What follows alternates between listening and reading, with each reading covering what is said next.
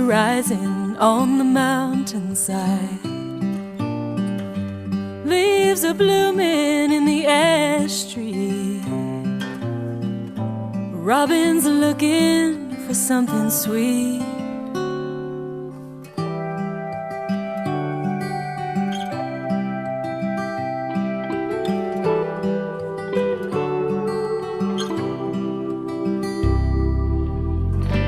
Where I'm sitting beneath the eaves, not one drop will find me. A little seedling is breaking through, persistent as the thought of you. Looking out into a sea of green, thinking on the years and miles that lie between. It seems so long ago, but you're still on my mind, you know.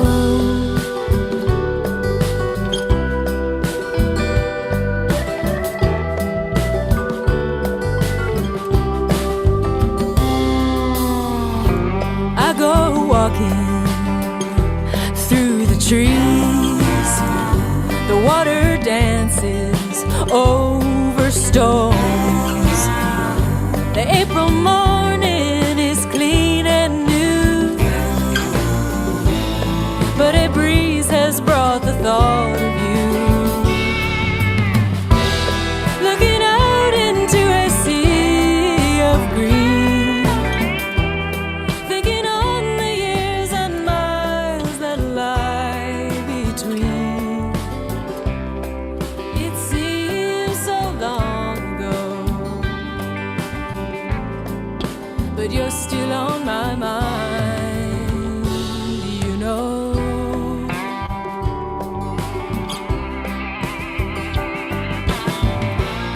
I sat down by the riverside, fearing I could drink it dry and still not be satisfied, satisfied.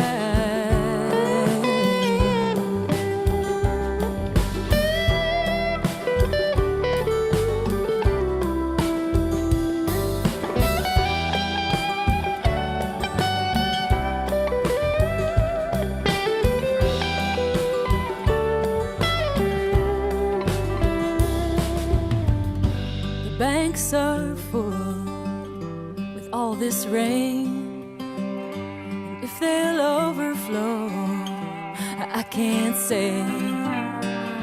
The crickets calling in the firelight, and a long and gentle sleep tonight. Looking out into a sea of green, thinking on the years and miles that lie between. It seems so long ago, but you're still on my mind. Yeah, you're still on my mind, you know. You know.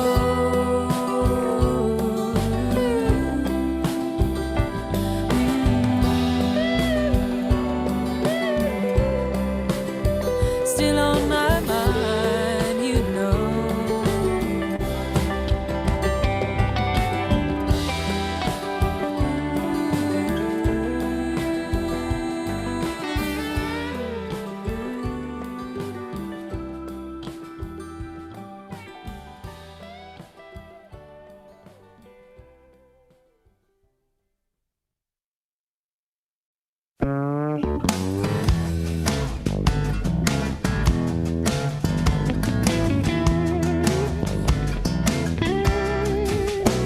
Let me tell you about my angel, the one you never see, my everyday companion, living deep inside of me.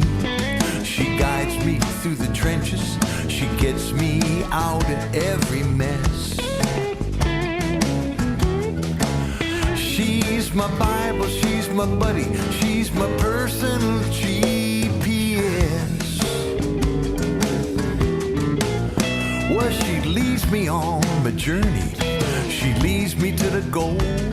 She's always on the money, never leaves me in the cold. And every time I listen, I wind up being truly blessed. She's my Bible, she's my buddy, she's my personal GPS. I'm at the fork in the road, I gotta make a choice. So much going on, I don't heed her voice, so I'll make a wrong turn. I'm feeling lost and afraid, and I hear my angel calling, recalculate.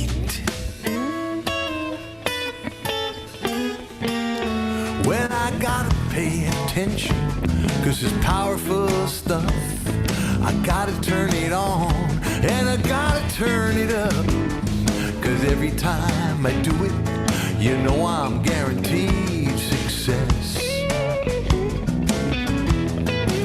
She's my Bible, she's my buddy, she's my personal GPS. Play it for me, Fuzz.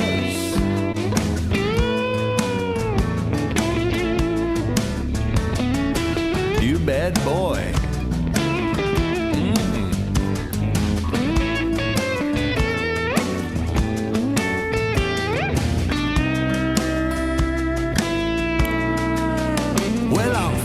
Lost and lonely, I'm drifting in the dark. Will I ever find a harbor? I don't see it on the chart. With some saying no, but someone else is whispering yes, yes, yes. She's my Bible, she's my buddy, she's my personal GPS. She's my Bible, she's my buddy, crystal clear and never muddy. She's my Watson, she's my Tano, never tardy, always pronto. She's my Sherpa, she's my guide, never runs and never hides. Truly awesome, she's the best, she's my personal GPS. My personal GPS. She's my personal GPS. Yes, she is. She's my personal GPS. Yes, yes.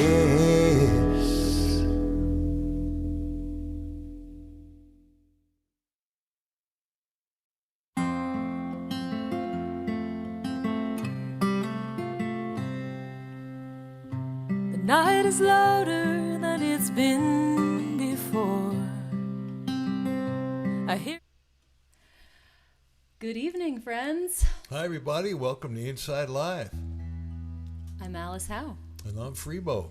And we're so happy to be with you for yet another week of That's music right. and Yeah. conversation. Yeah, Alice, why don't you play a song and then we'll bring in our special guest. What do you say? Sounds like a plan. Yep.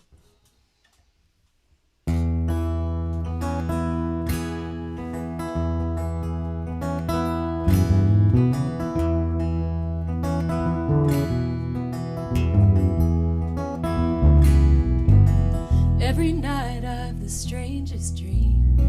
All these ghosts are talking to me, laid down in my bed, and I can hardly sleep. These homeland blues have got a hold of me. Well, I went over to my cousin's house to see if we could figure it out. He said it's plain to see you got them homeland blues. What hope have I got if what you're saying is true? And I got them homeland blues. Don't you know I got them homeland blues?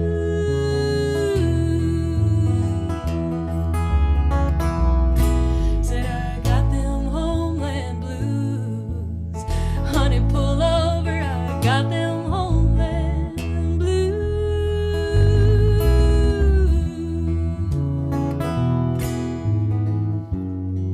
The sooner I book my ticket, the sooner I'll come running back to you.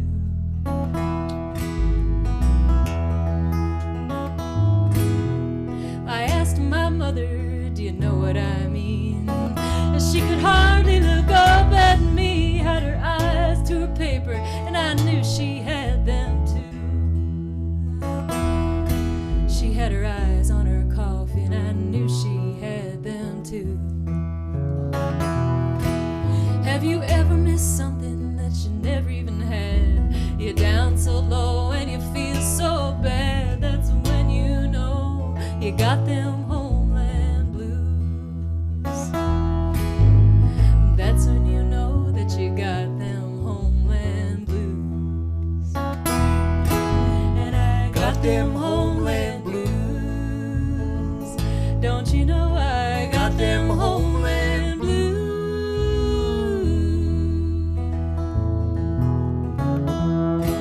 Said I got them homeland blues. Try to tell you I got them homeland blues.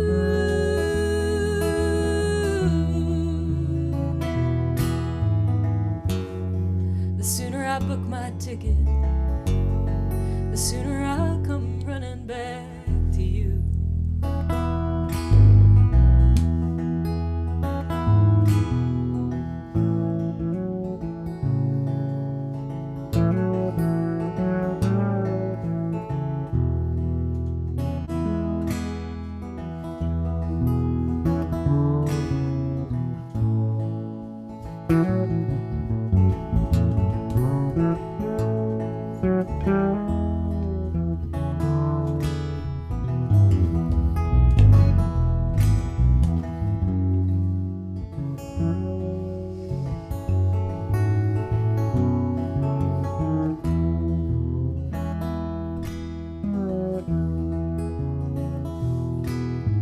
I went outside and I couldn't get a cab. All distracted by the night we had, I sat down on the curb, nursing my homeland blues. I'm half out in the street and I'm nursing my homeland blues. Well, my American soul gets lonely sometimes.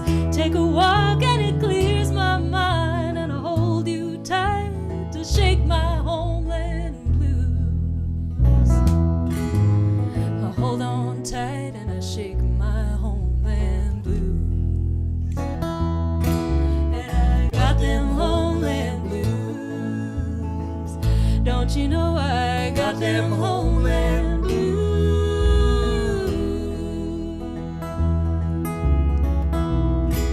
Said I got them homeland blues. Try to tell you I got them homeland blues.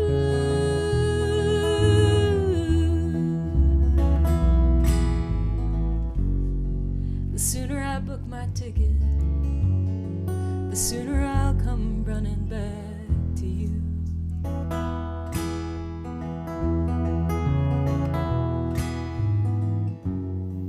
If home is where I left it, the sooner I'll come running back to you.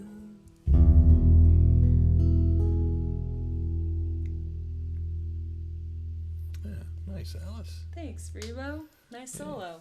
Oh, thank you. Hey, before you introduce our guest, I think our camera's a little bit blurry. Blurry. I Oh, thought that it was just my contact lenses, but maybe a little bit of both. let's see. There we There we go. Is that better? I was starting to wonder. Oh, good.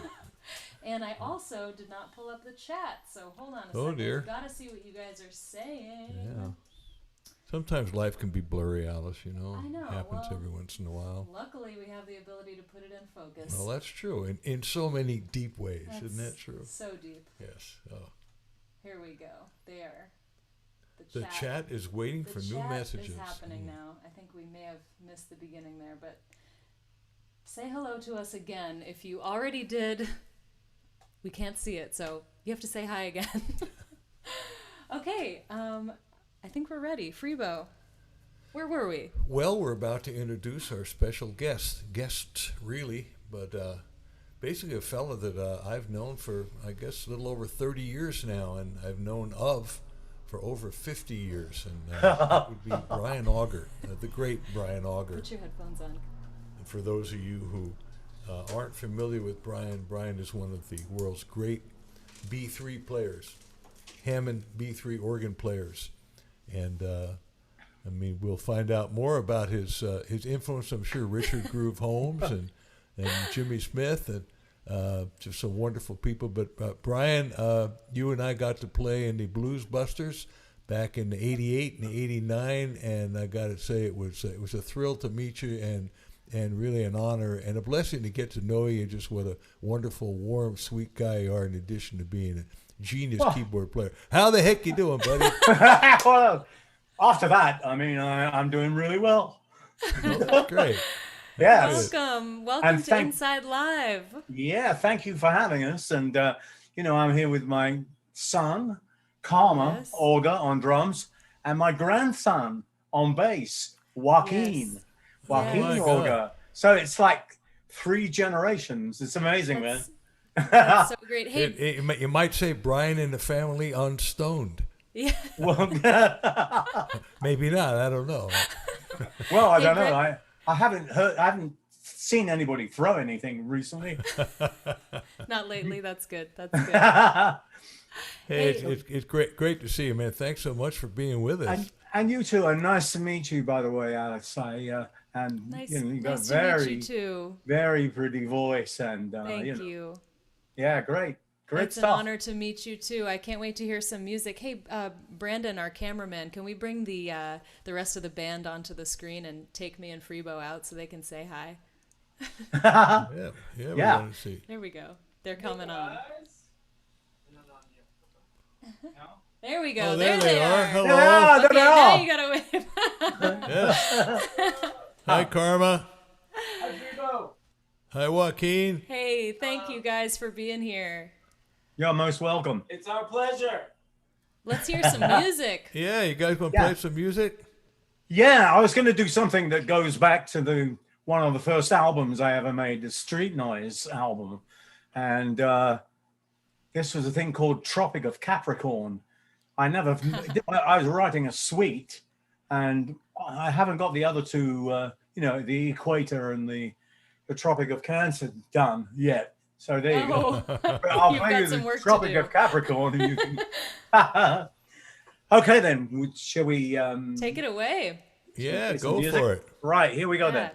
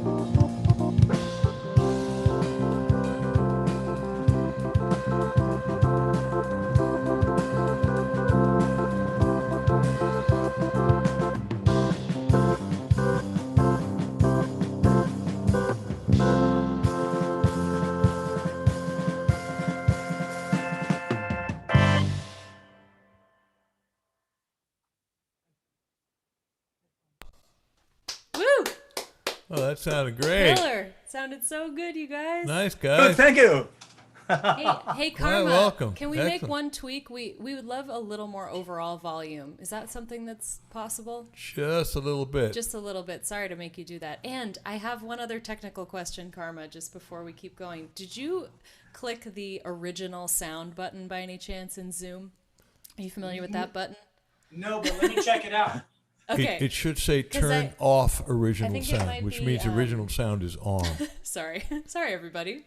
Oh, that's no problem. Bye. Important. I did Yeah. originally turn it off, but let's see. Just want to make sure. Yeah. Want it to sound Let's see now. perfect. Sounded great. Yeah. Love that. Thank you, groove. thank you. That was Thanks tight. so much. And the crowd's loving it too. Well- can you see the chat, Brian? No, they. Yeah, No? can I see the what? No. The chat? Yeah. No, you can't No, see not the really, chat. no. No. Well, we can just tell you that they're loving you. Oh, well, That's that's all you good. need to know. Yeah, That's, people, that's right. people will Yeah, remember. I want to tell you that. Wait, 1 second. Yeah. Really quick, turn off original sound. Would that be in the sound preferences? Oh no, it would be right Yeah, there. if Right on your screen. Oh, hold on. do you see it in the top of your screen on the top left, little button that says turn off original sound? If you don't see those words, then go really quickly to your audio settings, and Yeah. then at the very bottom, you should see music and professional audio, show in meeting option to turn on original sound. Right, I'll get you a taxi cab. See a checkbox for that. No. Hold on. If you don't see that, then scroll to the bottom. You might have an older version of Zoom. Click on advanced. That's what it is. Now under Show- original yeah. sound, check that. Yep, got it. And then you should keep the next one on. So there should be 3 buttons. Make it disable, auto. Do you see those 3 buttons? I do. I see turn on original sound, which means it must be off, right? Yep. And high fidelity music mode, yes, right? Oh yeah, absolutely. Okay, so you have a slightly newer version of Zoom. Okay, so yeah, high fidelity music mode. Turn on stereo mode. Turn on echo cancellation. Hang with us, folks. All Don't good. go anywhere. All right. We'll get this together. Yep, all good. All right. Brandon's amazing. Yay, we Brandon! should be good now. Sorry about that. I Right. didn't hear any suppression earlier, but I just noticed it now, so you should be good to go then. So up in the good. top left corner of your screen where it says turn, it might say turn on original sound. You have to click it so it says off. That one button will reset every time, every new meeting you come to. Cool. Turn on original sound. It's amazing, So it's isn't it? asking me to So turn it it says, off. yeah, so click that so it says turn off. Okay, so it says turn off. Perfect. Now you should You be wanted good. to say off, yeah. That doesn't make sense, but that's the case, unfortunately. Okay, got it. All Yay! Right, there we are. Hey. Hey, thanks for hanging with us, folks. And Todd Yeah. from Toronto. Just know that we do take requests. Don't know if you have requests for us or for Brian. We'll do requests. I can't speak for Brian. If you do Well, have a I mean, request- if it's something that we know, Hopefully so. yeah, I mean, we could maybe do a request. I had a request a couple of nights back. Somebody asked for a tune. I didn't know it actually. It was called "How Can I Miss You If You Won't Go Away." Oh yes. You've played it several times, I'm sure. I could have written it.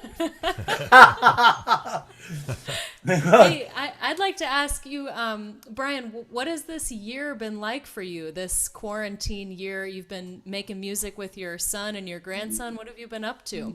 Well, I mean, I've been doing that, and also it's the first time since I became a professional musician in 1964 when I actually had spare time in the year, Right. So I've been writing some things and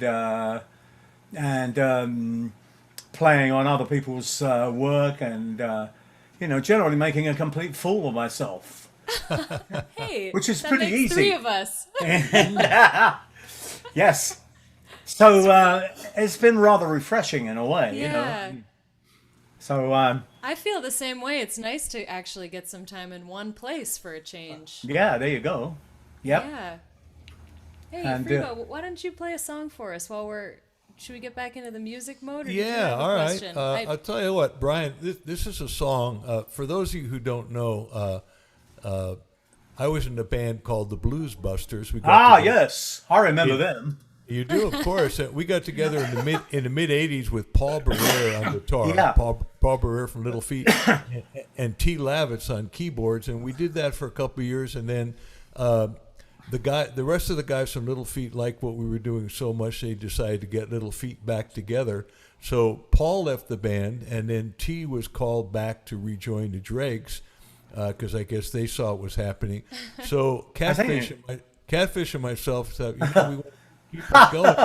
So I don't know how it happened. We somehow recruited you, Brian, and that became a different version of the Blues Busters, and that's where we really got to hang out. Right. And I'm not sure exactly. I guess maybe. I think somebody invited me to. There was something for a good cause, and it was held out in Los Angeles, but out right in the West.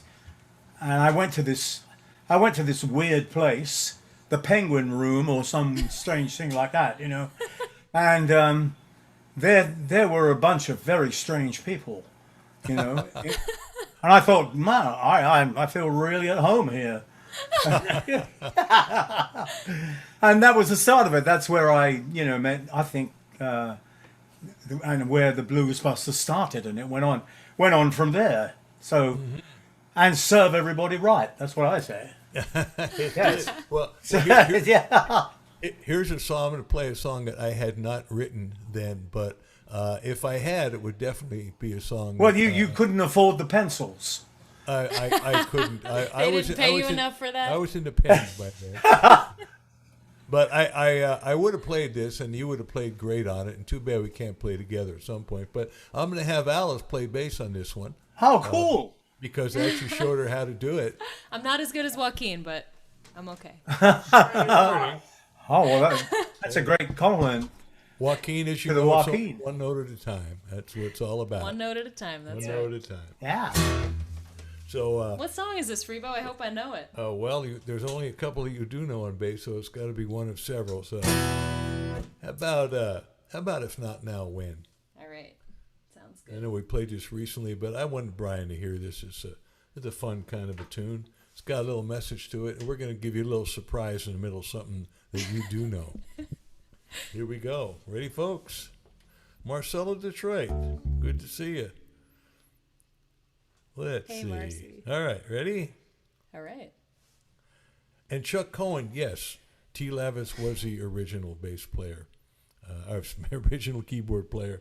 And then, like I said, he went back to the Dregs, and we were lucky enough to get somebody just as good, BRIAN AUGER. Here we go. If not now, when? Ready? I'm ready.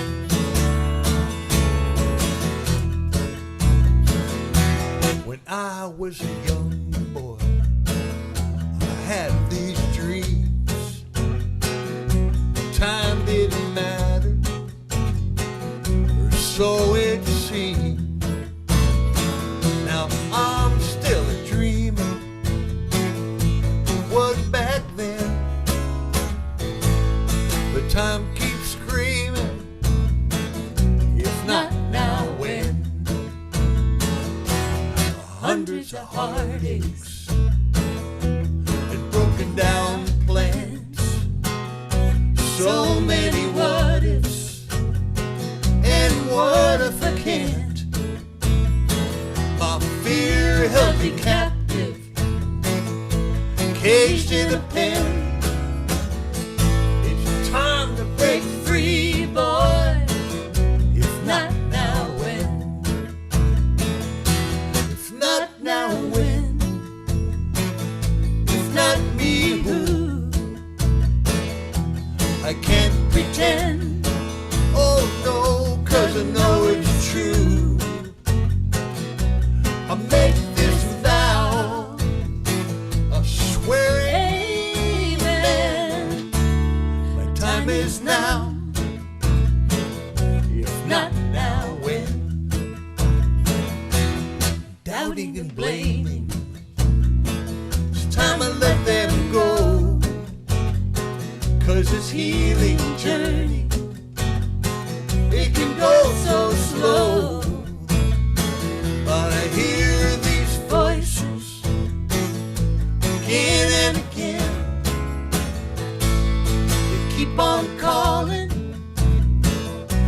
not now, when? If not now, when? If not me, who? I can't pretend. Oh no, 'cause I know it's true. I make this vow, I swear it. Amen. My time is now. If not now, when? Okay, Alice. Well, I pulled out of Pittsburgh, rolling down that eastern seaboard. Got my diesel wound up and she's running like never before. There's a speed zone ahead, alright, but I don't see a cop in sight. 6 days on the road and I'm gonna make it home tonight. You can relate, Brian, right? Well, Let me throw you off, Alice. Ready? 1, we try that again. 1, 2, 3, 4. Well, it seems like a month since I kissed my baby bye-bye. I could have a lot of lovers, but I don't need no other guy. I could find one to hold me tight, but I could never make believe it's alright.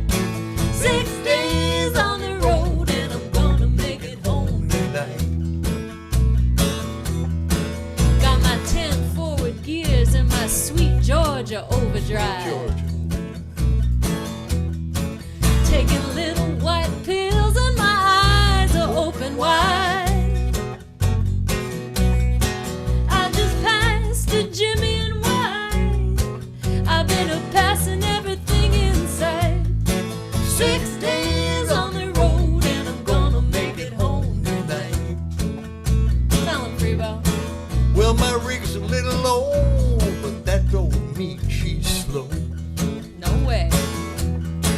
I got a flame from a stack and my smoke's blowing black as coal.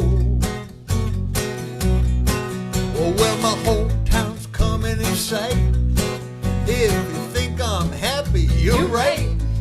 6 days on the road and I'm gonna make it home tonight. Back to the tune. It's time to take this leap of faith without a net. Hello to destiny and goodbye regret. Sing with me, folks. If not now, when? If not now, when? If not me, who? If not me, who? I can't pretend. I can't pretend, 'cause I know it's true. 'Cause I know it's true. I make this vow. I make this vow. I swear amen. I swear amen. My time is now. Time is now. Not now, when? If not now, when? I make this vow. I swear amen. My time is now. If not now, when? Say it again. If not now, when? One more time. If not now, when?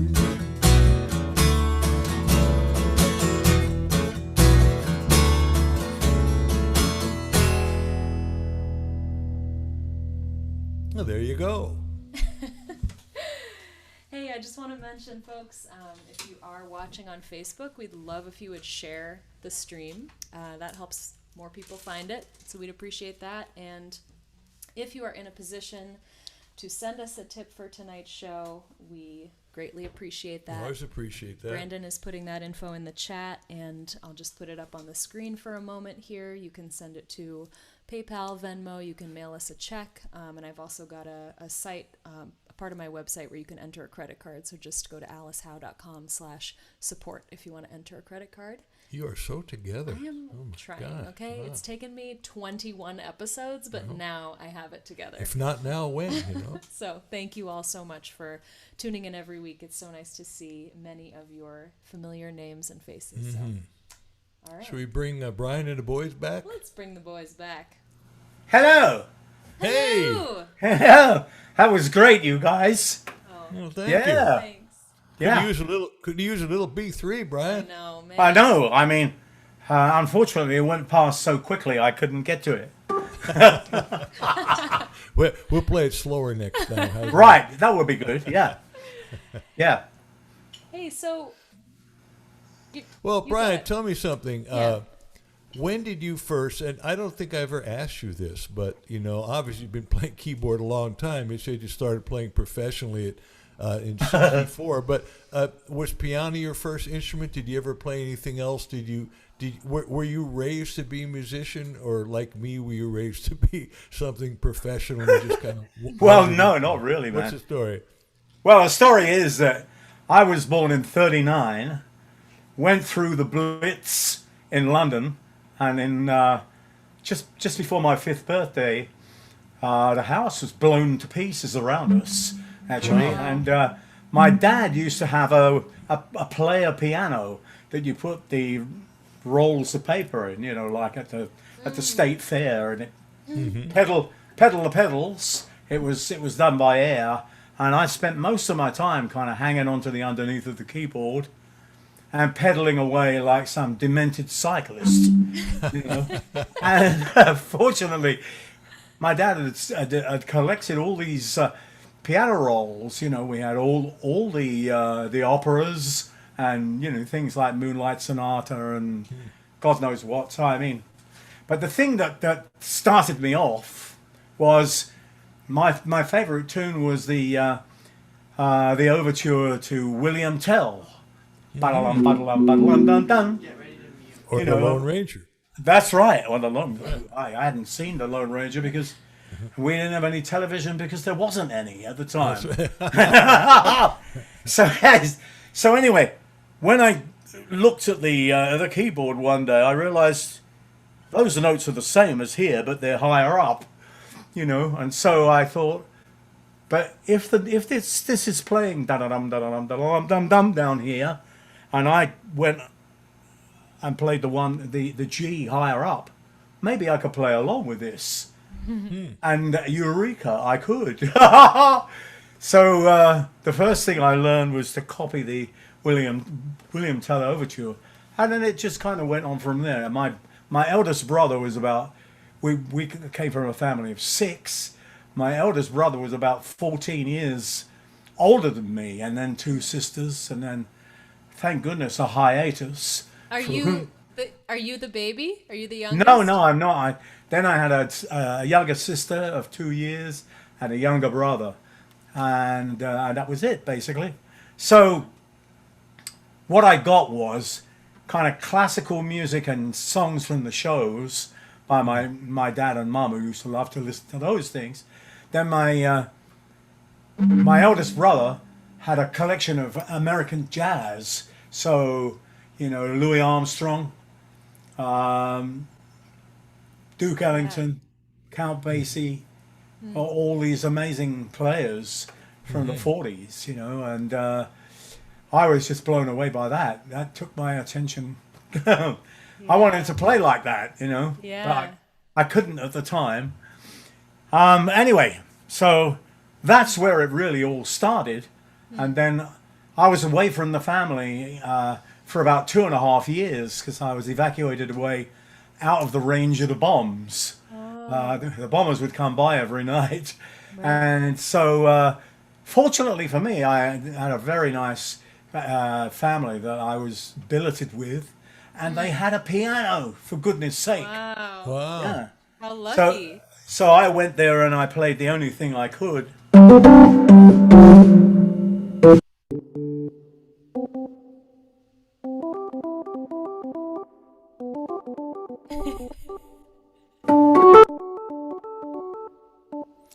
Just to get together.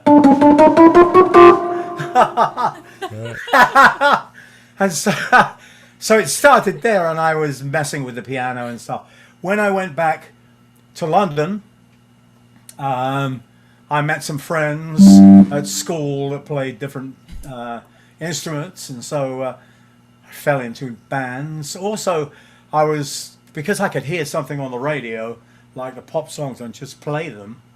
I was invited you know, there were always these coach tours going down to the seaside, and the guys would hang out in the pub, and they'd you know, they'd say, "Come on, Brian, play some tunes," you know, and then they get totally drunk and pass the hat round, and of course I was like, "My God, I'm rich." And so it went on like that, you know. And Yes. this is how it started, and I finally found my way into jazz groups in London, and Well, how did you get from piano to organ? How did that happen? well, my record store in Shepherd's Bush Market, they used to have speakers outside, and they would play music, you know. And I'm walking past these one day, and I heard this sound, and I what the hell is that? And I rushed into the shop, and the guy, because I pestered them all the time for stuff they didn't have, because I was listening to AFN,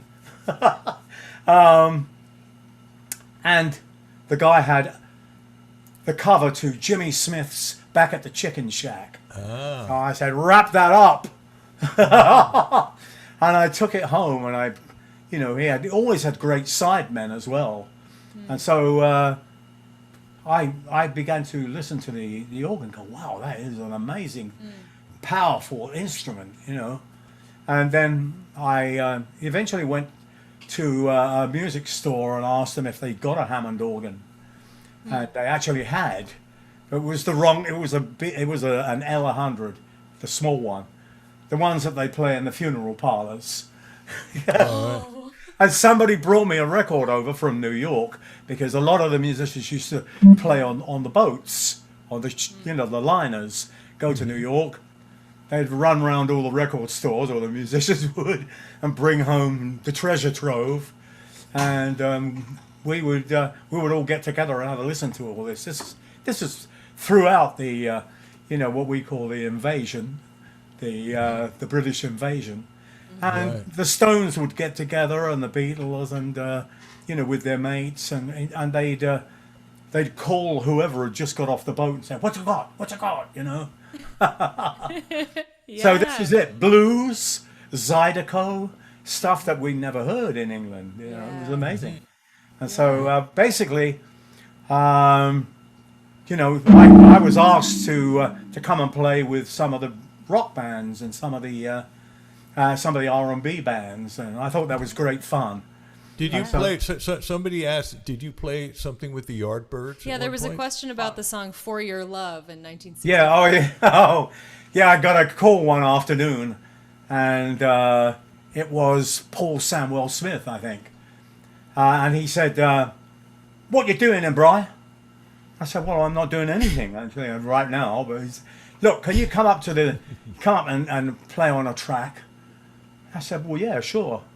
So I got on the tube and went up to Oxford Circus, and above Oxford Circus is where the BBC is, and all they said was, "There's a little thing across the road, little studio opposite the BBC." So I went there, and there was the Yardbirds, and I think this was the last thing that Eric Clapton did with the Yardbirds, you know.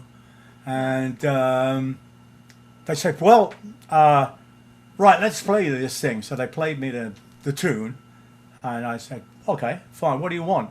They said, "Well, we want an intro, you know, a kind of rhythmic intro, and then you know, you can rock out on whatever, you know." I said, "Okay." And I looked around and I said, "Wait a minute, where's the organ?" I said, "Oh, they don't have an organ here." I said, "You're kidding, right?" What? And I said, "Well, what about, you know, there's no piano either here." And they said, no, it must have been, I don't know whether it was a dubbing studio or whatever. So they said, "We've only got this." This was a Was shape. it a Farfisa? No, it wasn't. It was a shape in the corner with a tarpaulin over it. So we whipped the tarpaulin off. Oh. It was a 2-tier harpsichord. Wow. And I said, you got me, man. This is really cool. Thinking, said, no, we're serious. That's all we got. Can you do that? Can you do kind of a rolling intro and, a rhythmic comp behind everything and make it go as much as you can? I said, well, I suppose so. I mean, let me just run my hands over this because it's a very different feel to a piano. Wow. That's like So anyway. downright Baroque or something. Yeah, absolutely, and I was Baroque at the time, and so I said, whatever you want to do is all right. and so basically, we cut this track in about 2 hours, and went home. And as I was going down to the tube, I was thinking to myself, those guys are completely crazy. Who on earth is going to buy a pop record with harpsichord on it? Right. And the damn thing went to #1. Oh my Wow. god. That's so cool. Wow, that's amazing. Absolutely. That's a great story. Hey, I tell you, I got more questions to ask you and more that the people want to know. But why don't you guys play another tune? Then we'll ask Yeah. you some more. What a How's good that? idea. Yeah, thank you.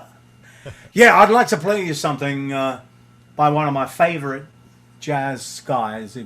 The great Wes Montgomery wrote this tune, and when I heard it, that's a magic tune. I gotta do an arrangement of that and play it. So let me play it for you now. It's called "Bumpin' on Sunset." Bumpin' on Sunset. Are you ready, guys?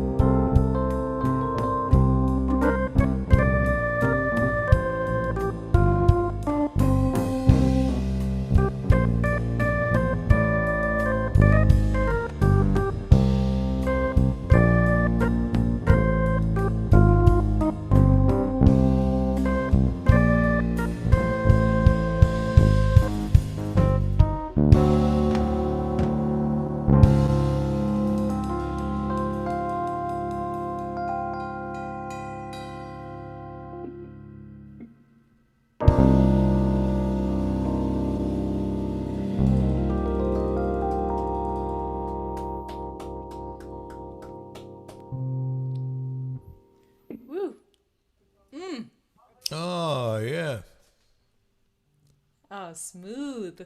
Smooth. Oh, that was smooth. That was wonderful, Brian. Never heard Oh, that. thank you, man. Oh, wow. Wow. Just, The great Wes Montgomery wrote that, and it's one of those magic tunes. I did get a letter from his wife when he passed on, saying that she thought that was the best cover that people had done of it. So I was really honoured. So there we are. Oh, that's great. wonderful. Wow. Yeah, and it sounds really good. The balance is really nice. And, Oh, cool. Yeah, it's nice sounding job, beautiful. Karma. It's so cool that you guys get to have this 3-generation band. I mean, how did you all begin playing together? Was it a lifelong thing, or? No, not really. I think it was when Joaquin went to I don't know the grades here, but it was before Sixth grade. Sixth when I grade. started sixth playing grade, yeah. upright bass. And he went to a great school actually. It was Mark Twain, right? Yeah. Yeah, and they gave everybody an elective. You could either study opera or dance or sing or whatever you wanted. And Waco came home, said, "No, I'm going to play the double bass." Well, what? Anyway, That's yeah. great. No, I'm loving that, and I love watching you, Brian. I mean, obviously you're an incredible player. I just love watching you stand up and sit down. I love how you stand up to get the top, then you sit down again. It's like you get a good workout too. I like that. I certainly do. Yeah, That's how Brian gets his exercise. that's the one. And just Walker sounds- plays now he's in high school. He plays in the Samo High, Santa Monica University band. Is it? Oh, that's great. The high school band. It's phenomenal. They have an orchestra. It's absolutely phenomenal. And No, So- they sound great, Brian. They really do. Let me ask you just one or two more questions, if I may. Somebody mentioned that they were at what they thought was your first American gig at the Fillmore East, opening for Steppenwolf. Is that true? that was one of the first. We did one before that, which was up in Boston at the Boston Tea Party. And then we came into town. Before your and, time. Alice. That's my hometown, Brian. Oh, there you go. Best cup of tea in America. Right, right. Yeah. So anyway, I still have a mental picture of playing on the stage at the Fillmore East, and I just thought, well, this is unreal to me, I mean, because we all dreamed of particularly the jazz guy, all dreamed of coming to America to play. Yeah. And to stand on the stage and get an ovation like we got. In fact, we got 2 encores, and the only other person who got 2 encores there was Jimi Hendrix, Wow. an old acquaintance of mine. I said, did you ever get to play with Jimmy? Yeah. Well, when he came to London, we were the first band he came and sat in with. Wow.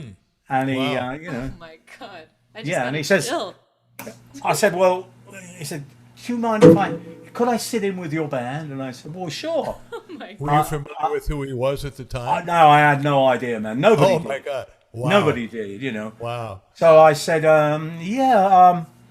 so what do you want to play then, Jimmy? And he said, could you play this? Look, I'll show you this chord sequence, which he did. He said, could you play over that? I said, yeah, that looks really cool. Sounds great. That was, let me see.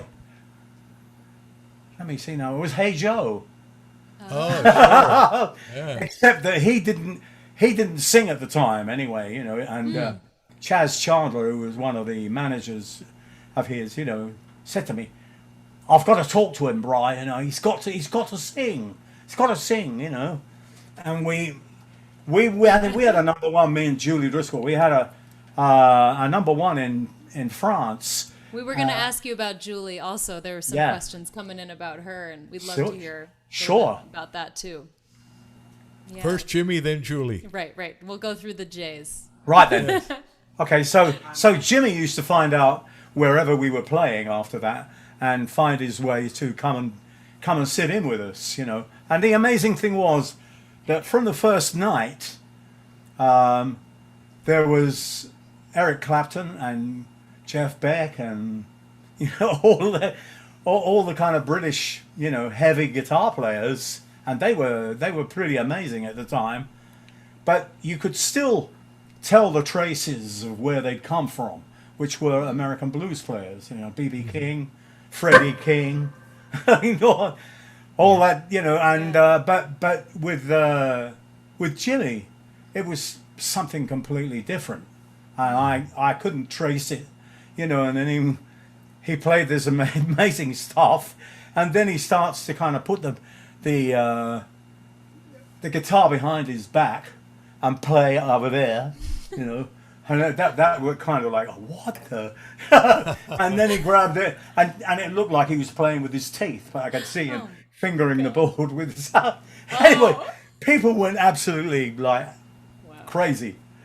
So, and it was always a laugh, and he would come round and, you know, and sit in at different places, the Bag of Nails, and there was a place called the Revolution, but it was a round building. The sound was absolutely horrible, and we used to call it the Revulsion.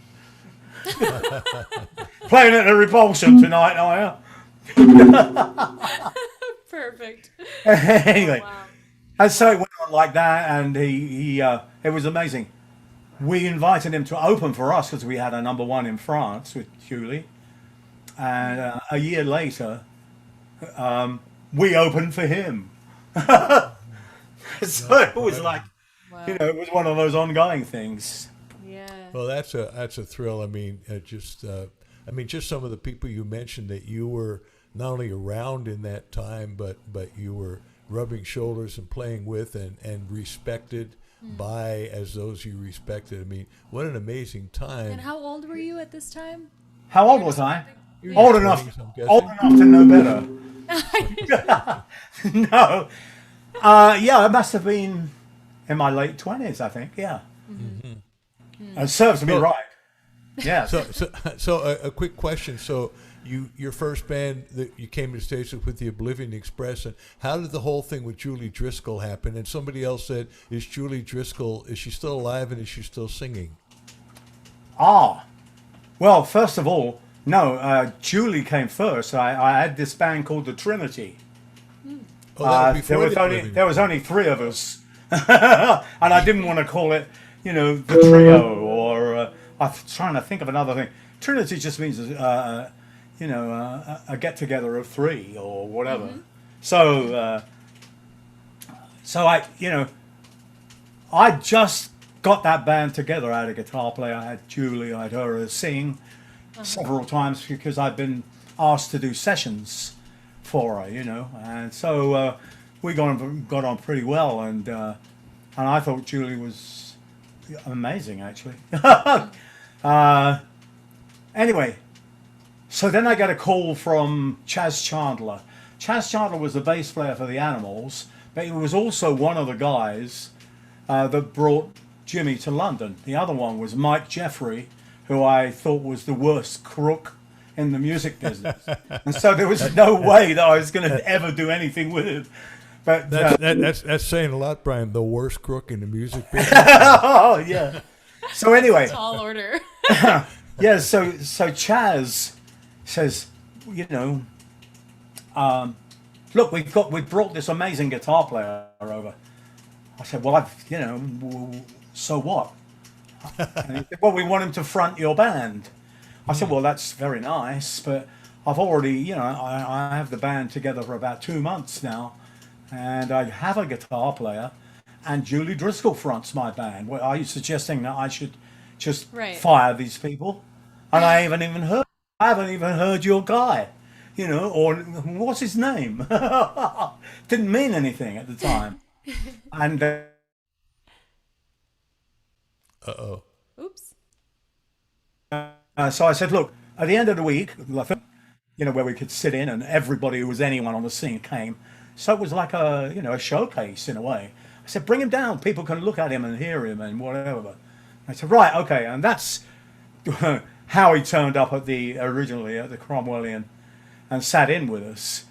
And that was, one of those ones. I had never heard anything quite like, the guitar played like that. And neither had anybody else, because apparently Eric Clapton went home afterwards to went, well, I think it's back to the drawing board, or it's Clappers, yeah. We all had our different names for everybody, What was your name? Orge. Yeah. I've been watching The Crown. I've been trying to practice my accent, but Right, yeah. Yeah. So anyway, that was what started it all up. And I knew him until I heard that he passed away in London, and that was such a great waste of an amazing talent. Oh, really sad. That was that was sad. But I'm glad I knew him, because when I first met him, he was such a sweet guy. But then he got very, very famous very quickly, and I think he got into all sorts of nasty drugs, and I remember we were in a recording studio in New York, and he drew me aside and said, "Here, come outside a minute, Bri," and he said, "Can you stay?" I mean, when I looked at him, the tone of his skin was grey. It was unbelievable. And he said, "Can you stay and make an album with me?" So I said, "Well, how long does it take you to make an album? Because we're used to like 2 afternoons or something, 3 afternoons, and that was it." And he said, "Oh, about could you be off for 3 months?" I said, no way. I said, I've got gigs that are already in the book, and if I did that, I'd probably get sued, and disappear somewhere. And he said, "Oh well, come and see me tomorrow, and I'll show you my studio, Electric Ladyland." And so it kind of went on like that, And then I heard that he was in really bad shape at one point. And when I was in the studio, he pulled out some silver paper, opened it up, and it was obviously brown heroin. And he said, "Oh," and he took a snort of this, and then he said, "Oh, I'm sorry, Bri, here." And this is the thing I'll never forget. Yeah. I said, "Jimmy, you gotta quit that stuff, man, because it'll kill you in the end." Wow. And he said, "You know what, Brian?" He says, "I need a lot more people around me like you." Wow. Yeah. Oh, wow, that's sad. What an amazing player, man! Wow. Well, what great stories too, so Brian. Great to hear. Yeah, that's a tough one. Yeah. Well, Alice doesn't have nearly as many stories as you have. Maybe someday when she's your I'm going to be talking about you but, guys. Yeah. They're going to be like, "I heard that you did a live streaming show with the great BRIAN AUGER." And oh dear. Amazing story about Jimi Hendrix. No, well, the truth is, Brian, actually, at this point in her life, and Alice just turned 30, just had a wonderful birthday party on stream. Oh, fantastic. Her stories, if I may, her stories are in her songs. It's true. Right. Yeah. Expresses them Yeah. really well. That's true, Freebo. Thank you. Should I Well, play that's- one of those? I thought that would a be lovely really segue perfectly. for It would be definitely something special.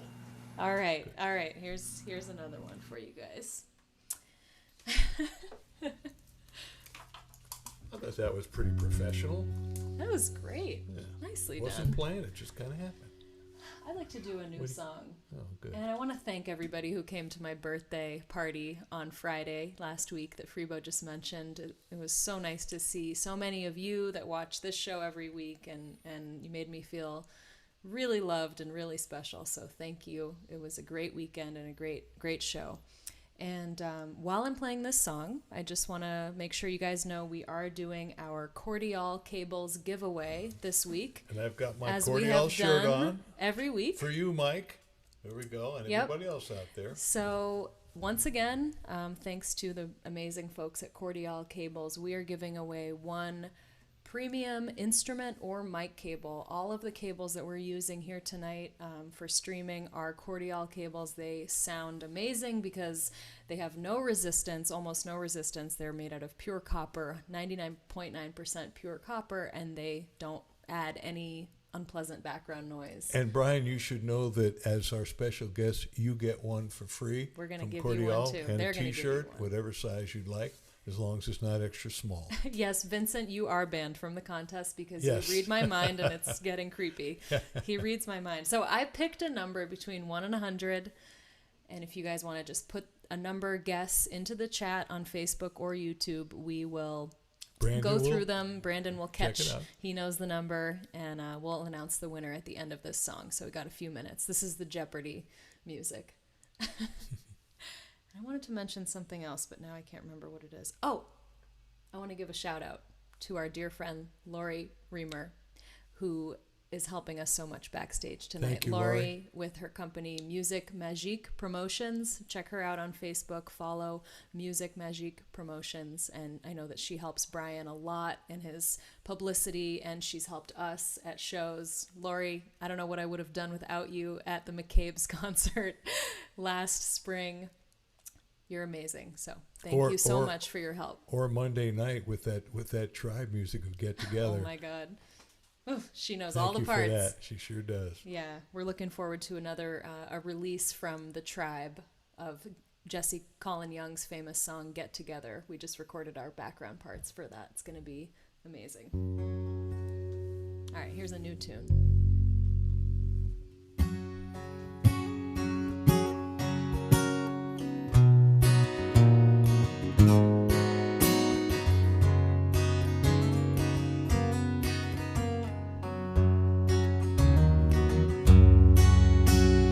Day after Christmas, I'm headed down south on a plane. All alone in my seat, and I'm watching the cold morning rain. Hazel said, "Come to the island to settle your heart." She said, "Peace will not come in a day, but you may as well start." After all, there's one thing I know, that you got to be strong to let go, let go.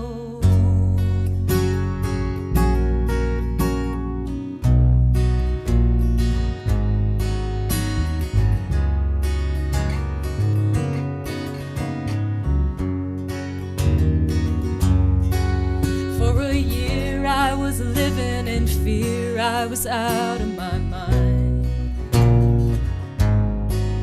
'cause I'd gather up my resolution and lose it each time.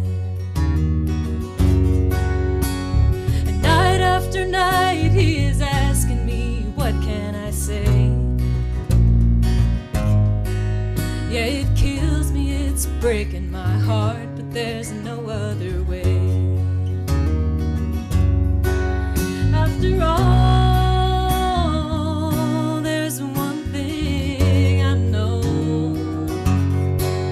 that you got to be strong to let go, let go. Don't be afraid, it's never too late. To be brave.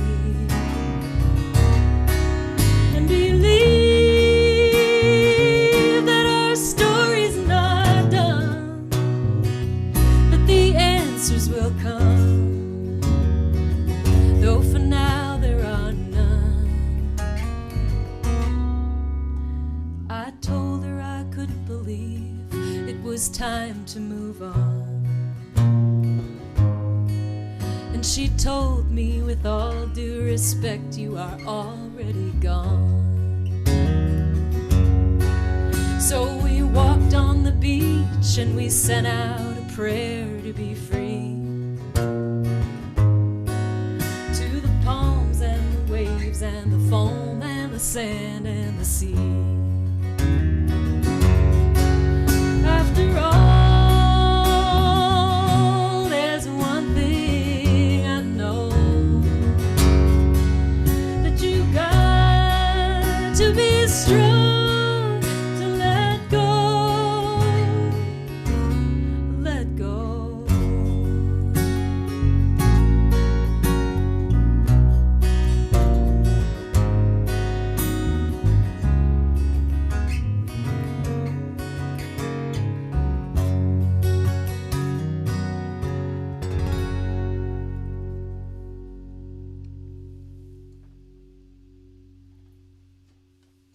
Thanks, everybody.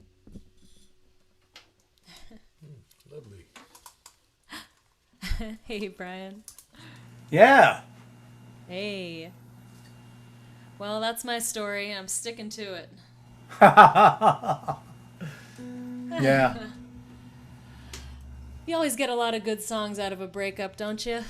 Well, I You mean, guys- the hard times seem to produce all sorts of stuff, you know, that They do.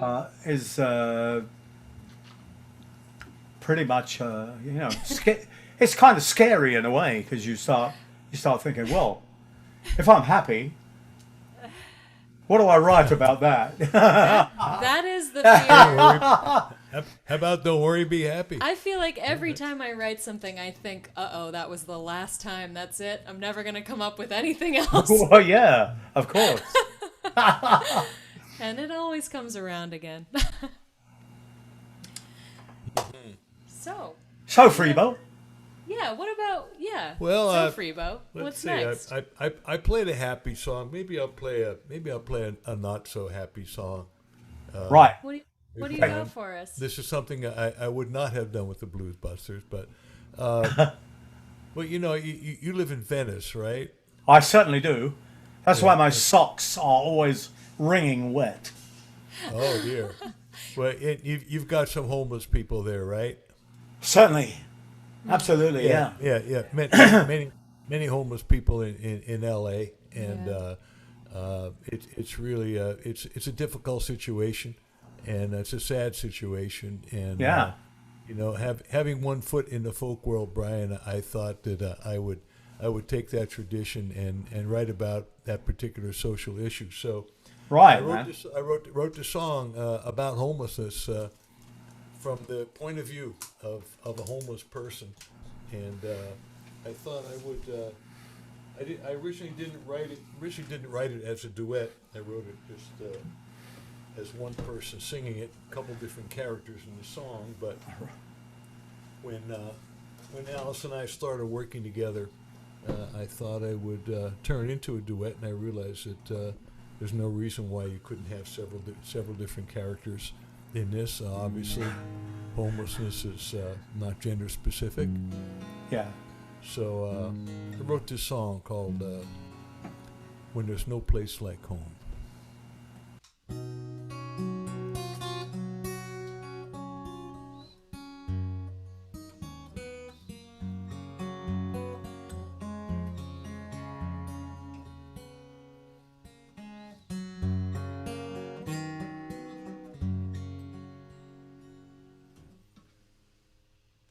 I used to be your neighbor.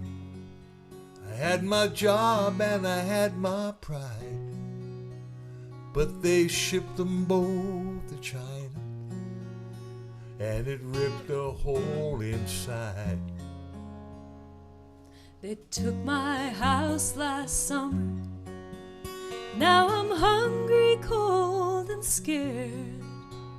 And I'm wondering, does anybody care?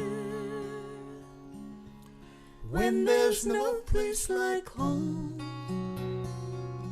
and you're out on your own, you feel abandoned place like home.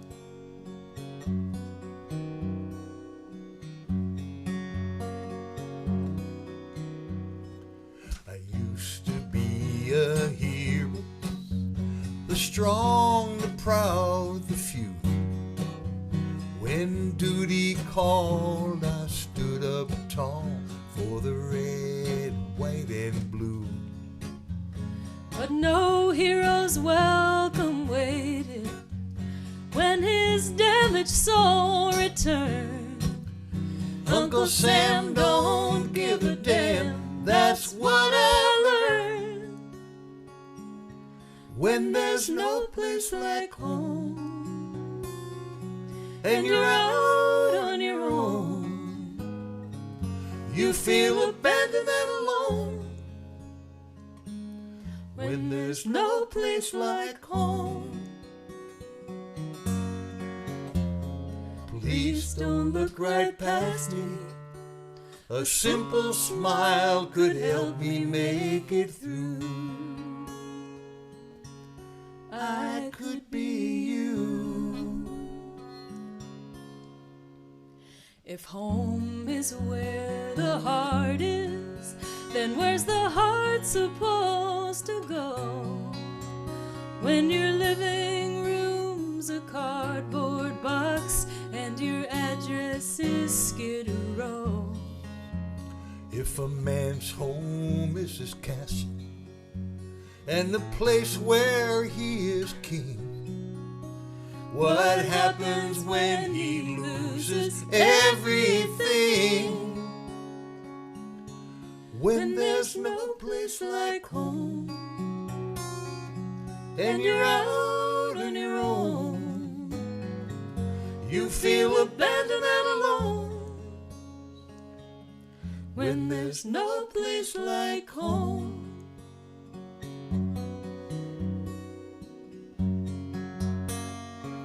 When there's no place like home.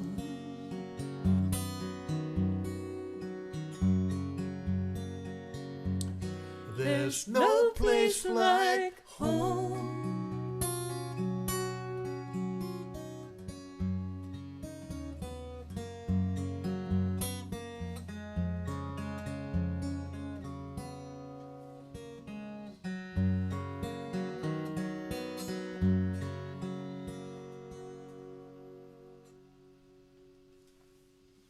Beautiful. Thank you, Alice.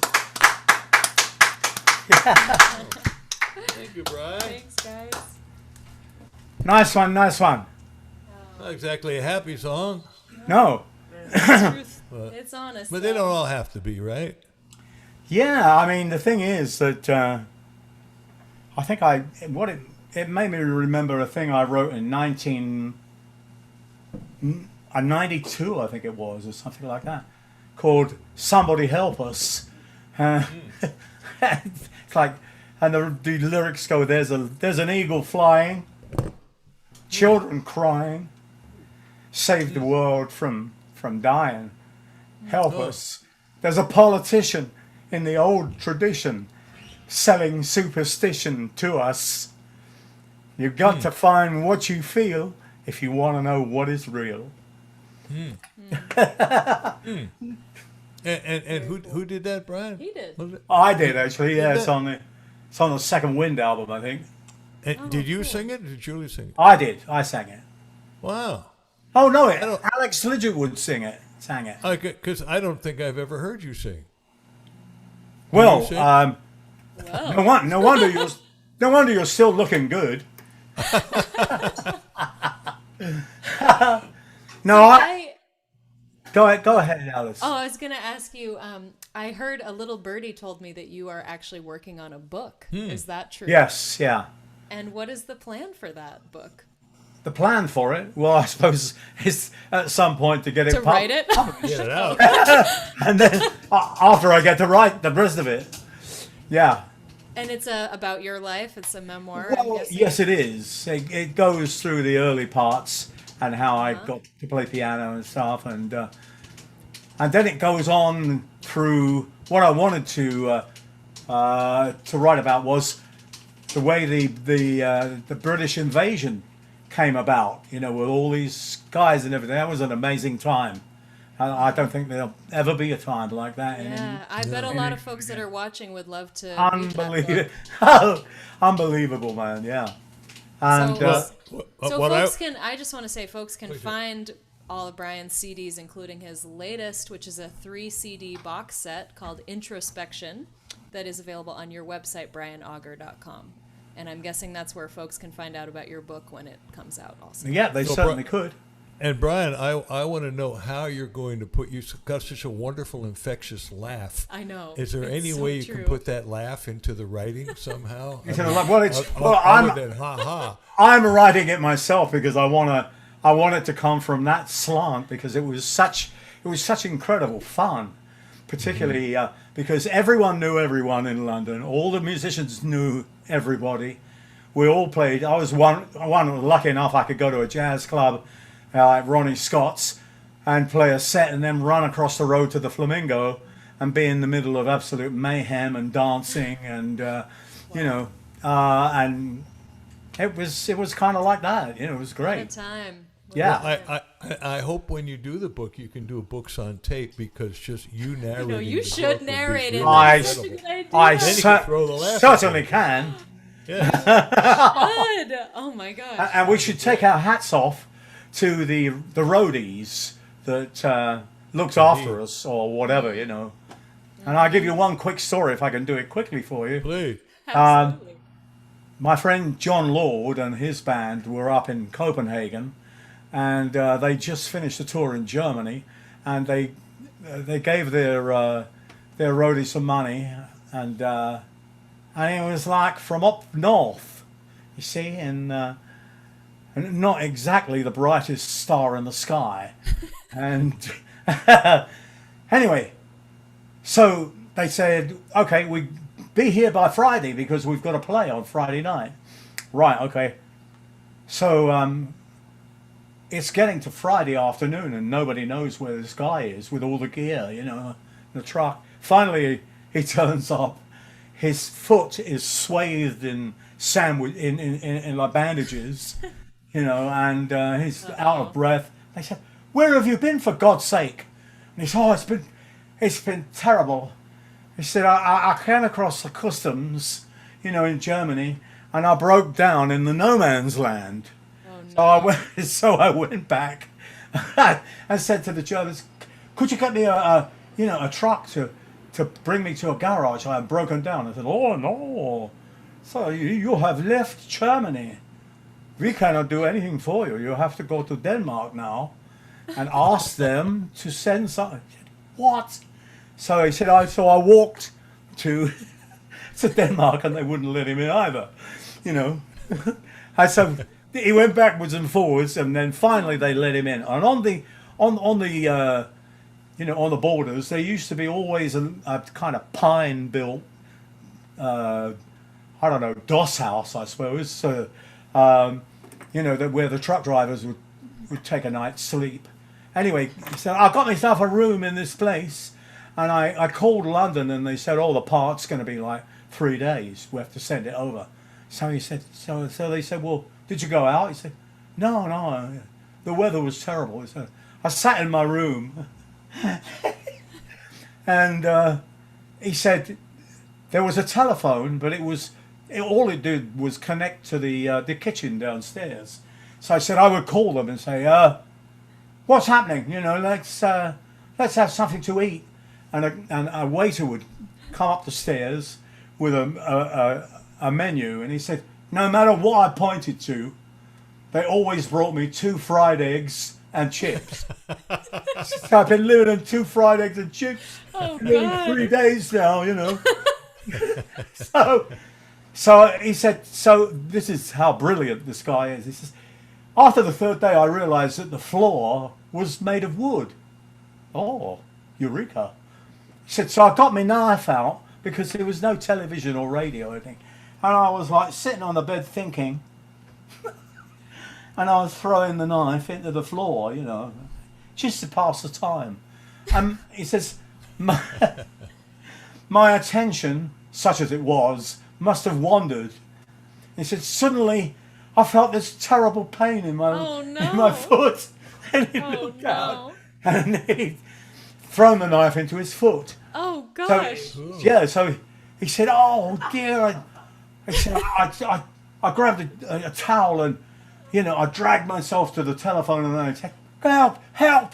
This is an emergency. Help. Somebody get up here right away. So anyway, he hears a pounding on the stairs in about a minute and the door opens and there is a waiter with another plate of egg and chips. God, you can't write this stuff or think it up, No. So anyway, he actually managed to make it to the gig in Copenhagen, and then when he explained it to John and the boys, they just fell about. It was ridiculous. However, Well, I tell you what, we're nearing. That's a great story to I end wanted with. to, I but wanted we to got tell a the couple more folks things. what the Business? plan is. Okay. Because there's a couple things they need to know Yeah. about the Zoom And after we do situation. that, we want one more We song want from one you. more song from you We want to before let we people take know a little about Right, intermission. right. after show Zoom. So here's the plan, everybody.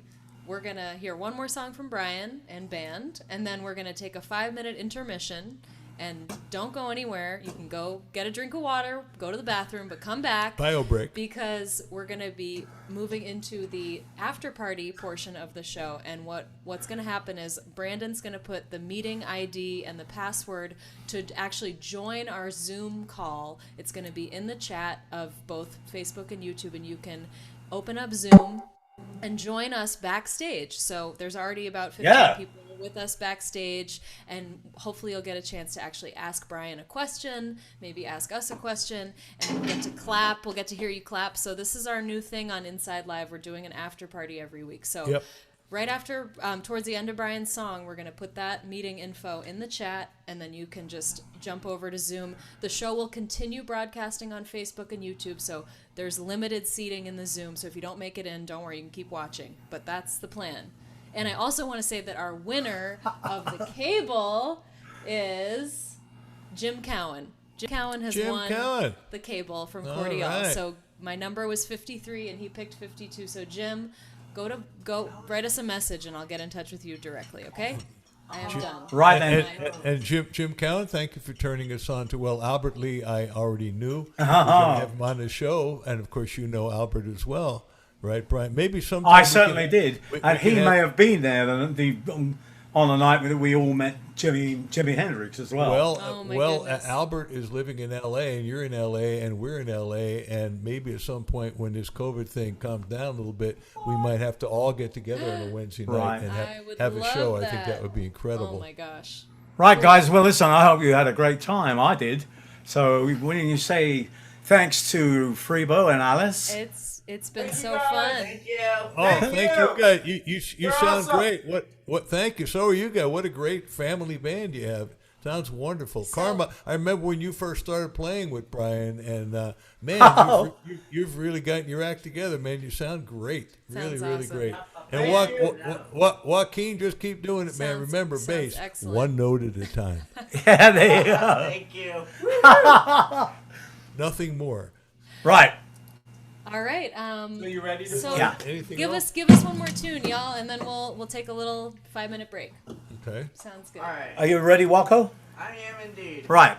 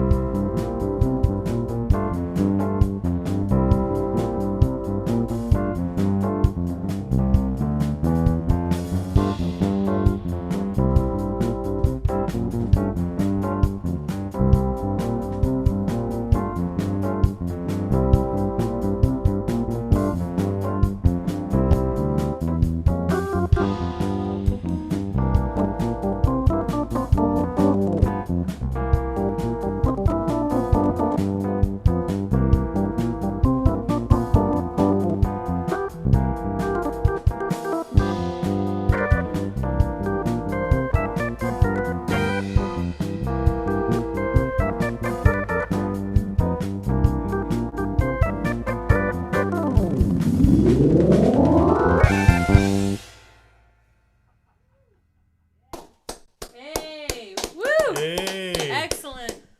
Oh, that's great. Love it, you guys. Hey, we'll see you all back here in a few minutes, right? Yeah. Awesome. Okay. There you go, guys. See you Nice guys job. in a minute. Nice play. Yeah, see you on the chat. All right, everybody. See you on on in Zoom. the Zoom. And Brandon is putting the Zoom info in the chat now, and we will see you all very soon. So keep an eye out for that meeting ID and password, and we'll see you on Zoom. Bye for now.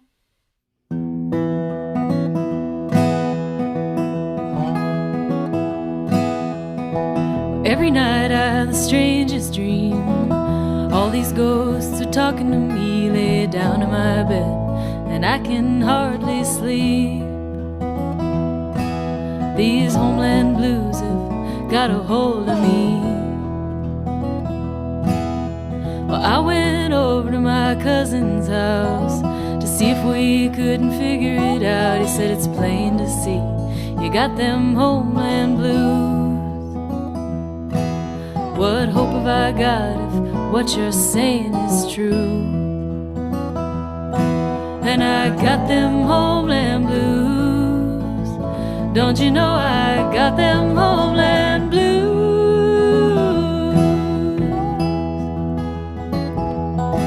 Said I got them homeland blues. Honey, pull over, I got them homeland blues.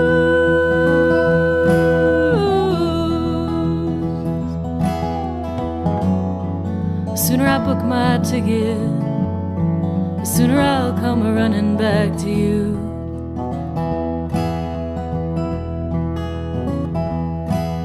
Well, I asked my mother, do you know what I mean? And she could hardly look up at me. Eyes to her paper and I knew she had them too. Eyes on her coffee and I knew she had them too. Have you ever missed something that you never even had? You're down so low and you feel so bad. That's when you know you got them homeland blues. That's when you know that you got them homeland blues. And I got them homeland blues. Try to tell you I got them homeland blues.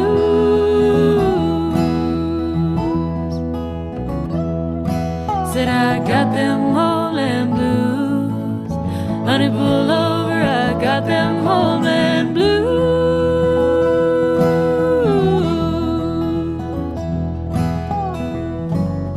The sooner I book my ticket, the sooner I'll come running back to you.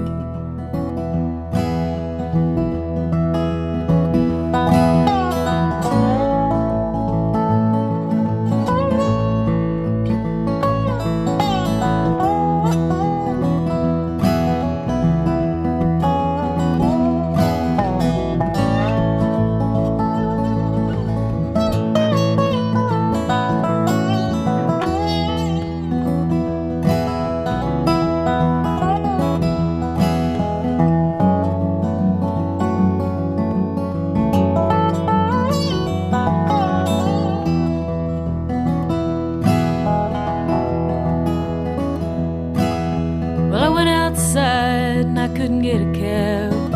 All distracted from the night we had, sat down on the curb, nursing my homeland blues.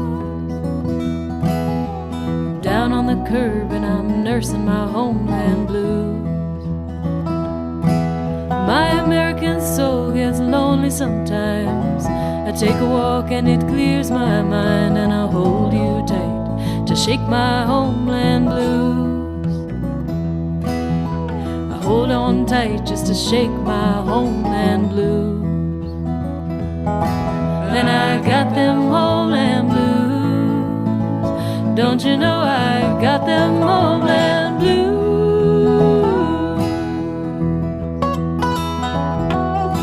Said I got them homeland blues. Try to tell you I got them homeland blues.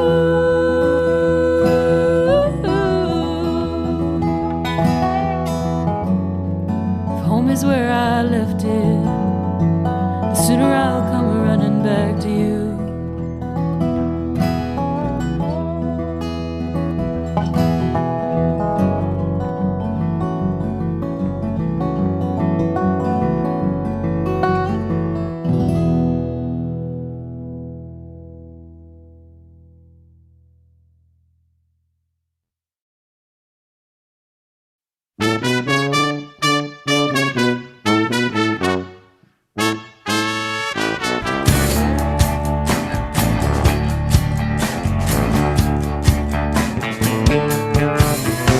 Once upon a time, everything was so fine, cozy, just my baby and me.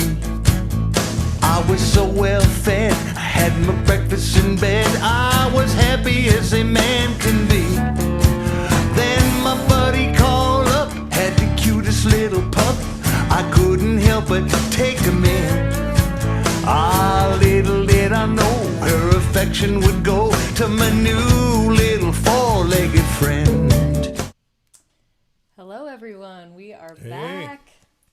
Hope you had a good break. Back on Zoom. When do we get to see them, Alice? As soon as Brandon magically brings Oh, there's them back. somebody. I see Oh, somebody on there. Here they are. Hi, everybody. Eileen. Yay. Oh, hey. Hey, Jason. Look at this. Oh, Hey, great. everybody. Hey, Storm. Nice to have you again. Yay, you guys. So good to see you. And Alan Messer. My goodness. Kathy Sampson. Is that Kathy from Philadelphia? Hey, Brian. We've got some Hey, some happy people joining us here, and it's so nice to see you again. and it's lovely to see you guys. You know, a quick turnaround. And That's- maybe It is. You mentioned Philadelphia. We used to play at a place called the Tin Angel. Yeah, I played there. I don't know whether it's still there, but you know. I think it's not. It was down near Front Street. And That's right. You had to go up a bunch of stairs. I can't imagine getting an organ up there. I used to be missing when the organ was being moved. Did you guys meet for the first time, you two, with the Blues Busters, or was there did you go back before then? I don't think I think I met you through the Blues Busters. Yeah, I think you did, I don't think we actually, met yeah. Before that. Yeah. Cool. No, I think it was the time with the Blues Busters, man, that we And did you all did you tour the world together? Isn't that in that iteration of the band? We did. Where did we you certainly go? did. We played a lot of places. Matter of fact, that's where I met my ex-wife at the Oh my goodness. in D.C. What's the name of the place in D.C.? Can't think of it, but anyway, yeah. No, we did, the we one- did the a lot one of thing- stuff together. The one thing that I did remember from that time was there was one place called the Triple Door or something like that somewhere. It was That was in Seattle. the filthiest band room that I've ever been in. Don't you love that? What's new? it was unbelievable. Some You know, of I them mean, are just so scary. I mean, Brian, when you think about it, everybody thinks that dressing rooms, the whole backstage thing is so luxurious and so special. well, that's what I was Until you thinking. do it, Yeah, go You ahead. just try not to touch anything. I was looking on, yeah, exactly. I was looking at this place and going, yes, this must be all part of the glamour of it all, you know. Yes, that's when you know you've made it. A deli tray and a nasty green room. Yeah. Well, I'm thinking maybe how we should do this is maybe we should have a couple people, if you'd like, a couple people ask Brian. Yeah. Question, just one question apiece, if you don't mind. We don't have that much time. Yeah. And maybe raise your hand and I'm, we'll pick on yeah, you. We who's can got see a question? Who's here in the chat? Yeah. I'm looking at all of Don't you. all volunteer at once. Somebody's got it. We Oh, got I see John Paul Schwartz. John Paul. John Paul and his cute dog. All right, you're gonna have to unmute Oh, you're gonna have to yourself. unmute yourself. Oh, there you are. There we go. He's one of Brian's big fans. Oh, all right. Well, Oh, welcome. I Thanks tell you for what, I know. coming. I'm obviously attracting a very strange audience these days. Little flea bitten. Little flea bitten. So, no, Yeah. everything. No, I just wanted to know some great moment you had with the Blues Breakers or with the playing in that era. I do a blues radio show every Monday night, so I'm Oh, gonna where have are to you? put your music on KRTS in Marfa. Right. Uh-huh. Well, Well- no, this was not the Blues Breakers. This was the Blues Busters. The Blues Busters, Blues yeah. Busters, I'm sorry. Yeah. I'm sorry. Cool. My Yeah. bad. Yeah, well, we just had some great plays, man, and I was, I'm not really a blues player, but I mean, I can play blues. It's at the basis of jazz anyway, It's and certainly all is. sorts of other stuff as well. But no, we just had a great laugh, and enjoyed the, and we played some tunes from. Well, we played the one you just played, Freedom Jazz Dance. Is that what it's called? Freedom. Right. And then there was the stuff that we played from Little Feat that I really enjoyed as Oh, well. yeah. That was a great band. Which Yeah. songs of theirs did you guys play? What's that? Which Little Feat songs did you play? Which ones did we play with you? We probably played Dixie Chick. It's hard to remember. Oh yeah, Dixie Chicken. We did Dixie You know, Chicken. dancing on the Dixie Highway. Something about shoes. Sailing Shoes. Sailing shoes.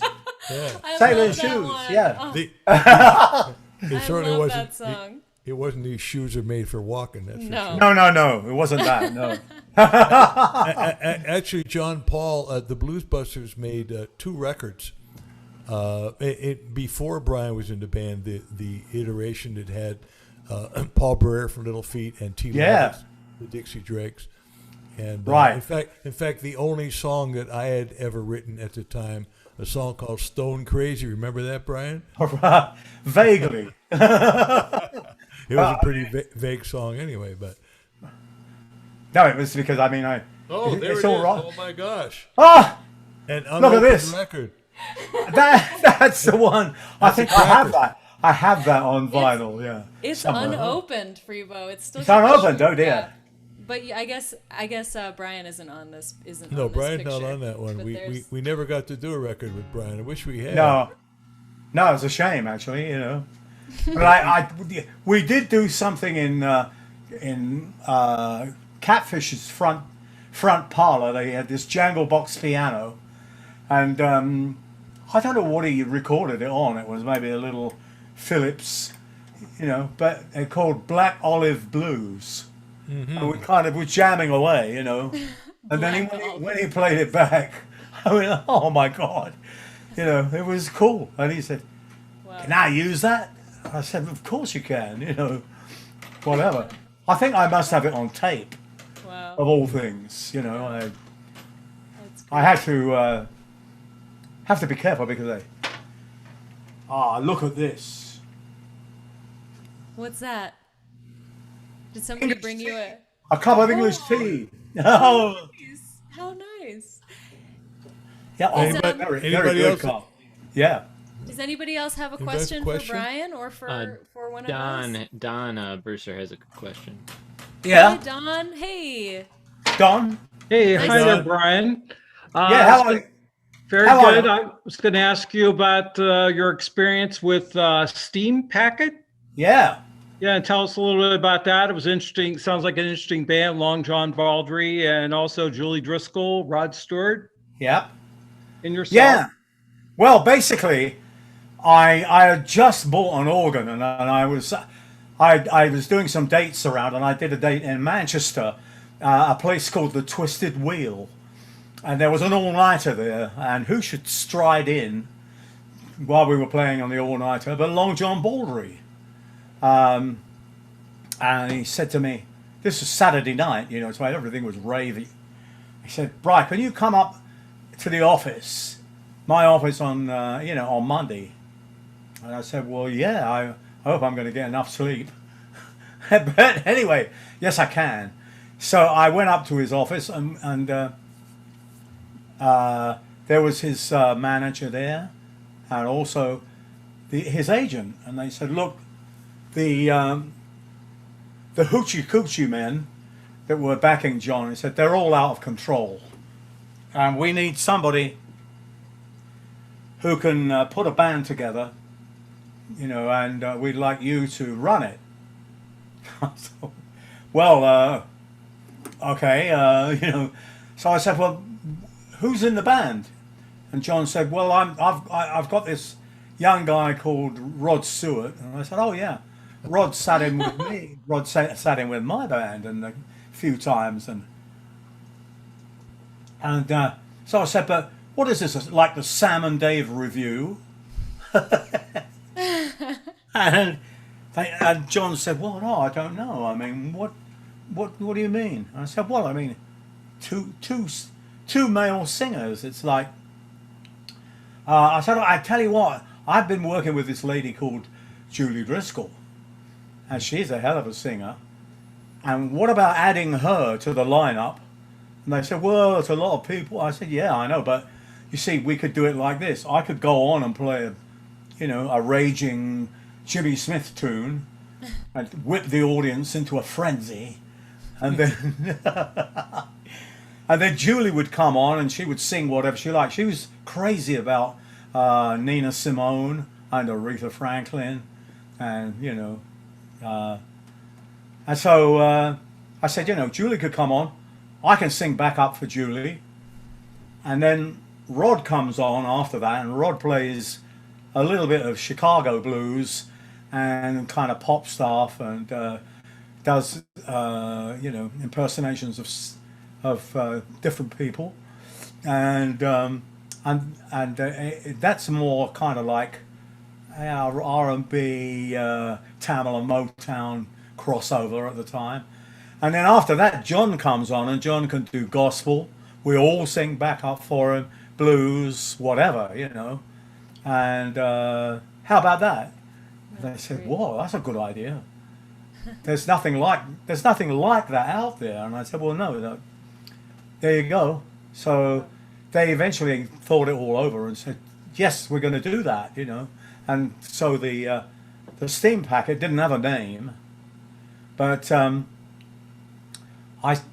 must have seen I probably a Hollywood film with the gamblers and everything on the steamboats going up and down the Mississippi, and a Steam Packet was one of those ships, and I think they just carried stuff. I have no idea.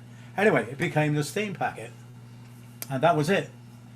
That ran for about nearly 2 years, and unfortunately, Rod had a manager, John had a manager, me and Julie had a manager, and the managers argued for 2 years. Oh no! Over whose label, a record should come out, and of course, in the end, it didn't. Oh, boy. And I decided that I was gonna, bail, and I'd got an idea of meshing this, like the kind of jazz things with the rock and roll rhythms and things, and so that's what I had, and I with Julie Driscoll as well. When Jimi Hendrix, his people asked me after I stepped out from the Steam Packet, but that was the Steam Packet. you know. Cool. Hey, Great question, Don. And thanks, Don. for sharing. Hey, I wanted to bring in my friend Fred Migliori, who has a radio show that I've been a part of, and it's a great thing, FM Odyssey. And Fred is definitely a musicologist. I thought, Fred, you might Oh dear. have you probably know all of Brian's stuff. I thought maybe you might want to ask him something. Probably would, yeah. Well, interestingly enough, Brian, you and I spoke by telephone back in 1993 about your career. I say, yeah, I got to send you the bill, man, because you forgot to actually shut off the message. One of the fascinating times that I enjoyed in your career was the Oblivion Express, in particular, closer to it and the Straight Ahead album. Oh, right, yeah. And it was nice to hear Bumpin' on Sunset before from that album, Straight Ahead. Exactly, yeah.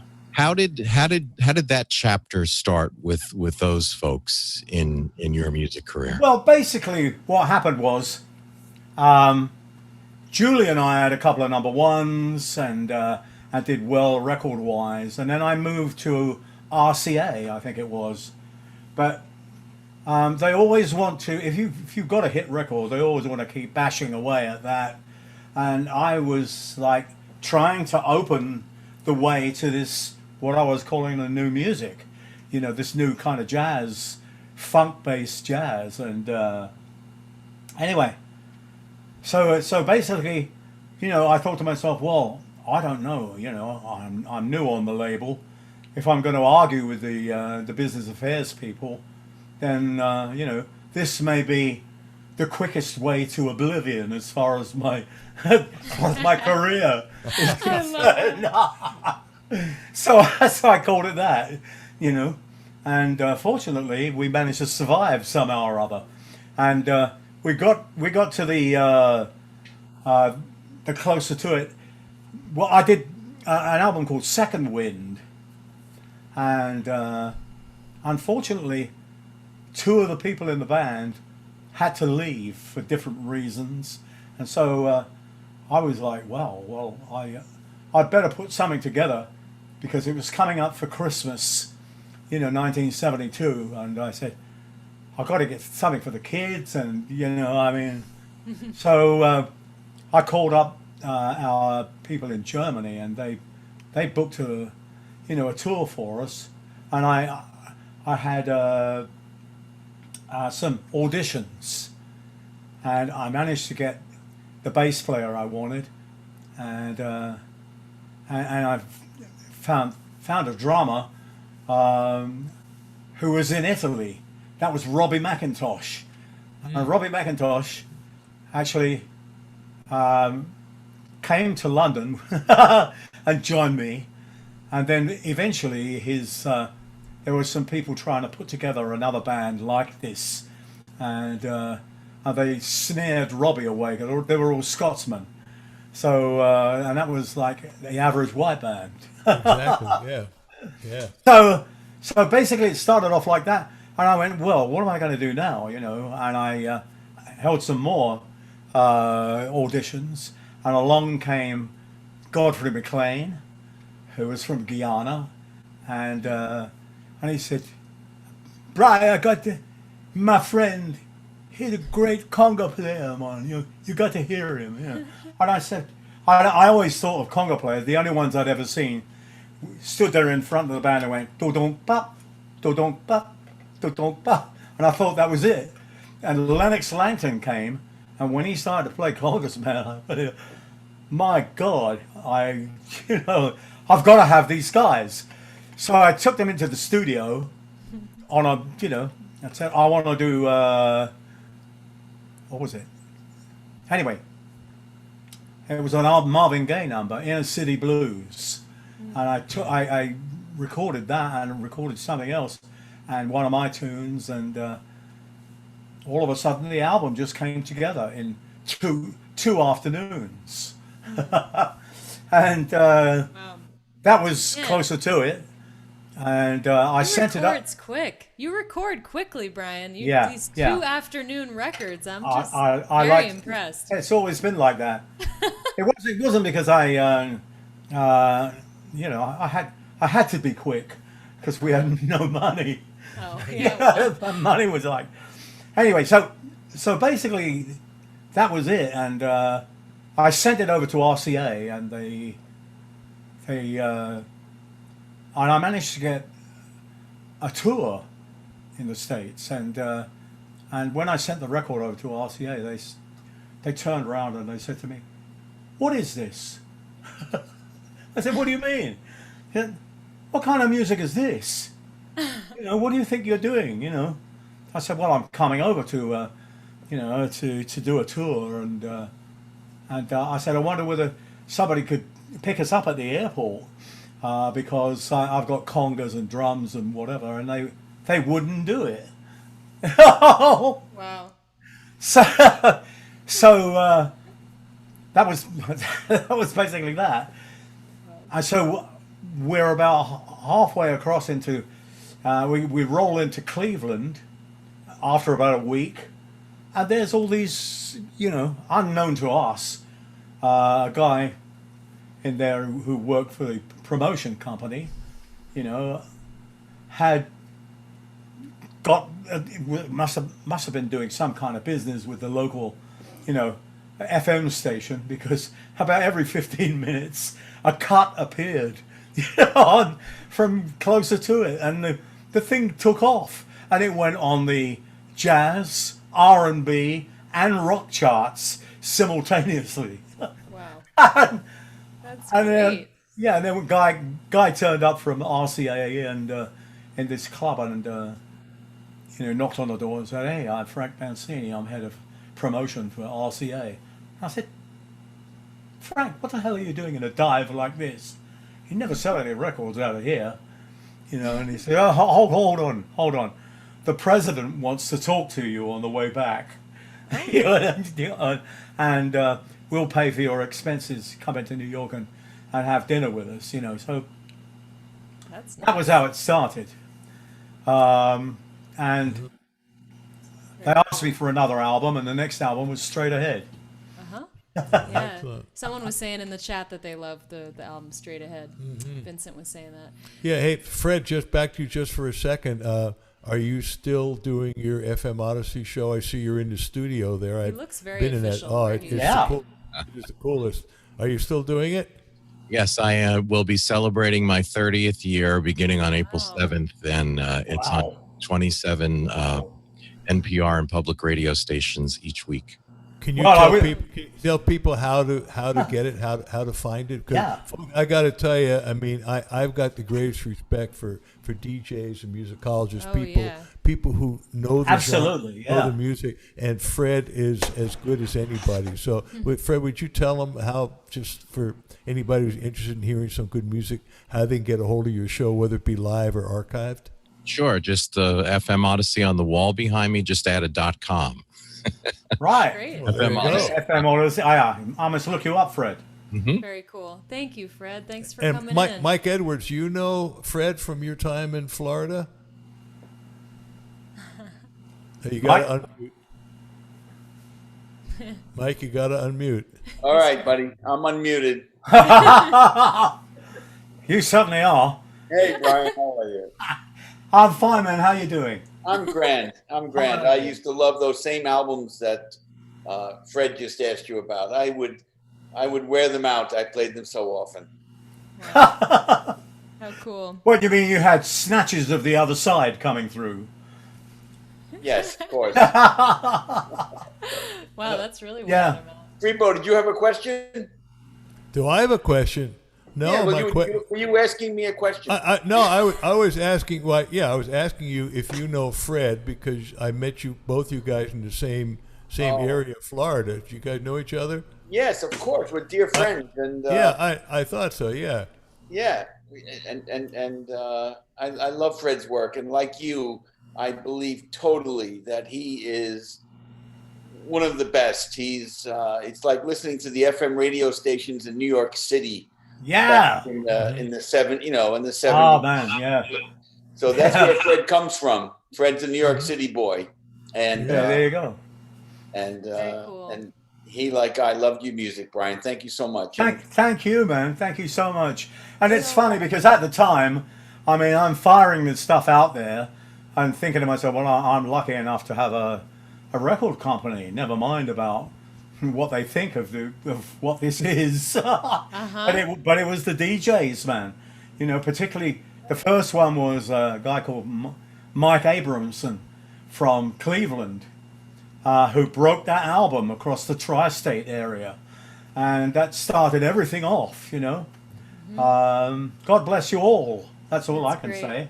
Hey, so there's two more people who want to say hi to Brian, but I'm wondering if we can, do we want to do any more music this evening? I'm just wondering how we feel. Well, I'm not sure what, Brian, can you still, is Did Karma your band leave the building? Are they gone? I think he went next door, but I could probably get him back. No, it's okay. No, just curious because the questions are also really good. Yeah, they're great. People want to participate. No, I was just curious if your sister was still set up. But so Eileen had a question. She sure did. Eileen, I had my eldest sister was Eileen. I loved her dearly. She was wonderful. Yes, your elder sister probably did not spell it the way I do. Probably not. I spell it I-L-E-N-E. L-E-N-E. No, she was E-I-L. Eileen with a double E and an N. She was as in Come On Eileen. Right. Yes. So, yeah. So my question is kind of pedestrian, but I get wonderful guidance when I ask these questions, and I frequently ask them about books or movies or TV shows. It's stolen from BBC Radio. Yeah. And I'll just to simplify it and make it one question for Freebo, Alice, and you, Brian, is if you were stranded on a desert island, what one album would you like to have with you? Because sometimes I get suggestions of things I've never read or seen or heard. Sometimes I think it would have to be Sketches of Spain, Miles Davis, or at the same time one of the Coltrane albums, like I Love Supreme. I have them both. Yeah. Oh, you got. Oh, there you go. Well, you'll be able to take them with you then. Well, that's, this is how I get new wonderful things to listen to. Yeah. So and Alice, Freebo. Well, I think for me, again, it's so hard to say one. Yeah, one. Yeah. But if it had, I would say the band. Oh yeah. If it had to be one of it would be the second album, the Brown album, just called The Band. Right. But if I really had my choice, I would probably get something like the band's greatest hits, because it would have like Chest Fever and a couple of things from the first one. Right. And maybe Life is a Carnival from the third one. Was the first one music from Big Pink? Exactly. Yeah. Yeah. Okay. I think I have them. I know I have that one. I'm sure I have them both. Okay. Here's a guy who I think is a really great modern composer and arranger in particular. A guy called Michael Walden, Walden. And if you want to listen to something like a couple of his albums I have are just blew me away, actually. And it was funny because my dear pal called me up and said, "Hey, Walden is playing at this club with his orchestra." And so we both went over there, and I sat in the front row, and it was just like, oh my God, just to be right. Michael Walden. Cool. And it's No Bounds is one of them. No Bounds. And there's another one. She's taking notes. I like this. Yeah. Well, I have no short-term memory left. And there's one album just before that is just mind-blowing. Oh wow. I mean, if I'm going to write for a big band, I'd like to write like that. And Alice, how about you? What record? Man, I mean, I just so hard to choose one. I'm thinking of 3 right now. Can I cheat? Can I say I'm good 3? with 3. Yeah. I mean, I know this is like probably a lot of people would say this, but Joni Mitchell's Blue is definitely. Oh yeah. I mean, that's just an obvious one for me. I would say I would want to have Late for the Sky by Jackson Browne. Yep. And I would also want to have The Natural Blues by Taj Mahal. Oh yeah. Those would be my 3. I think I Yeah. took a picture last week to send to Tony Bronigal. Uh-huh. Oh yeah. I put my all my Taj albums on the floor. Oh yeah. I love Taj. The best. Yeah, He's he's just amazing. makes me every Who doesn't? time makes me so happy once I hear. They're just such great grooves, and Freebo's been teaching me some bass, and that album is actually perfect to try Yeah. to play with Yeah, because it really it's is. not that the parts don't really change all the way through the song. so you can Didn't he just- play euphonium or tuba or something like that? Well, no. I think the 3rd or the 4th album he had Howard Johnson. Howard That's Johnson right. had- Yeah. had a tuba band, and he had That 4 one was amazing. Yeah, incredible record. And didn't Yeah. you play? You played tuba, and he played bass. on on a Bonnie's track. 3rd record on the Right. cut, Let Me In, Taj played upright bass, and I was in the next booth like with a baffle in between, and I was playing tuba on the same cut. Right. Yeah. Wow. Certainly would have baffled me. Oh, I can't believe that you can play the bass and the tuba. not at the same time. No, that was it. You know, it was difficult without scaffolding. You know. But Freebo, it's so Very cool difficult. what you would do back in the day with Bonnie's band, where you would walk up to the tuba. He had it on a stand, so he could go back and forth. I correct? did that with the Blues Busters. Yeah, I you had did, tuba yeah. There, and I had the bass, and I would walk up to the tuba and play the bass, and then come back and And the tuba would run away. with good reason. Yes. Yes. Thank you Yeah. for that. Thanks for that. That was question. amazing. I mean, I was a wanted great to. I question. wanted to bring in Alan Messer just for a second because Alan's got quite a background in music. How you doing? yes. Hello. Do I have Hey, to unmute Alan. myself? Yeah, well, you just did. We Yeah. can hear you. Oh, I am. Okay, I'm unmuted. Well, I'm sorry. Brian, I photographed you painting your flat up Leicester Square. Hmm.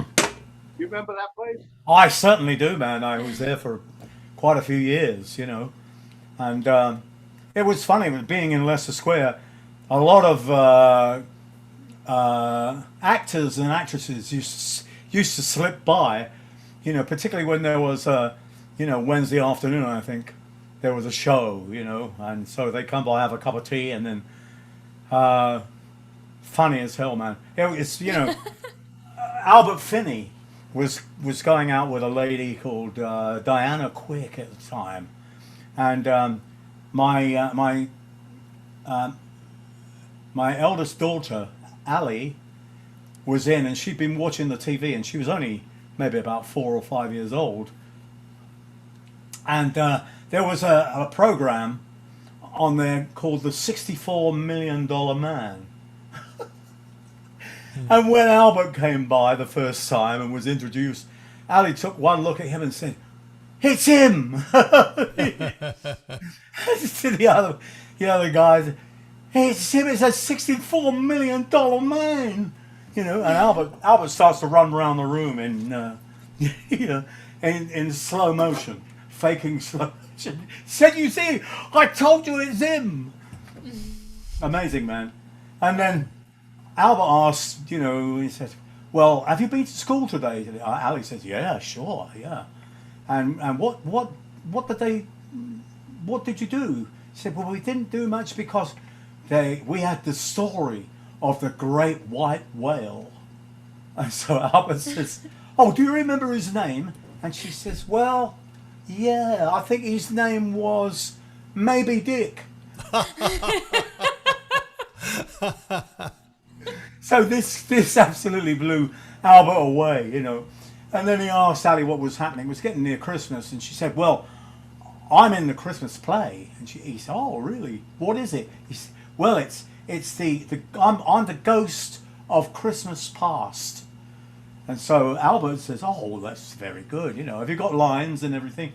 "I tell you what, I'm coming round tomorrow, and I'm going to go through your lines with you." And you know, this is like, you know, you've got to speak from here, and you've got to, you know. So my wife made up a costume, a white costume out of sheets and stuff, you know, and I think it was Karma found a couple of old cowbells and chains, and so Alex staggers off to school, ready to appear, you know, and all these kids are probably about, I don't know, 5 or 6 years old, something like that, and watching watching this is suddenly the ghost of Christmas past comes out, you know, on cue, and takes strides to the front of the class and delivers this ridiculous thing and scares the daylights out of the kids, and they all start crying and running away, saying, "Mama, I want Mama." So when I told Albert about that, he laughed his head off, man. He said, "Oh, that's wonderful." Wow. So anyway, there we are. Wow. So, Alan, I'm kind of curious. Besides the infamous Brian Auger, who else have you photographed? It seems to me, I go back. I seem to remember a conversation, something about because I was on the old gray whistle test with yeah, Bonnie, Yes. so did you connect? Did you connect us somehow? I'm trying to remember what that was. And the question is also, who else have you taken some really cool pictures of? I've taken pictures. I've taken, for 53 years, I've taken a lot of pictures.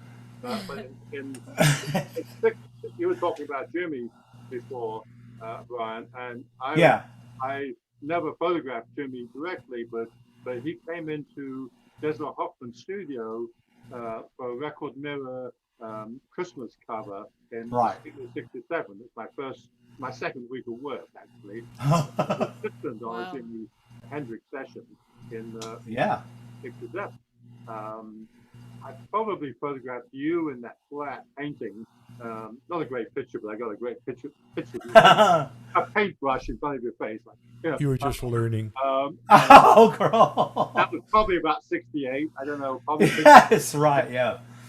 Freebo, yes, I met Freebo, or I was around the Bonnie Raitt thing when they played the whistle test.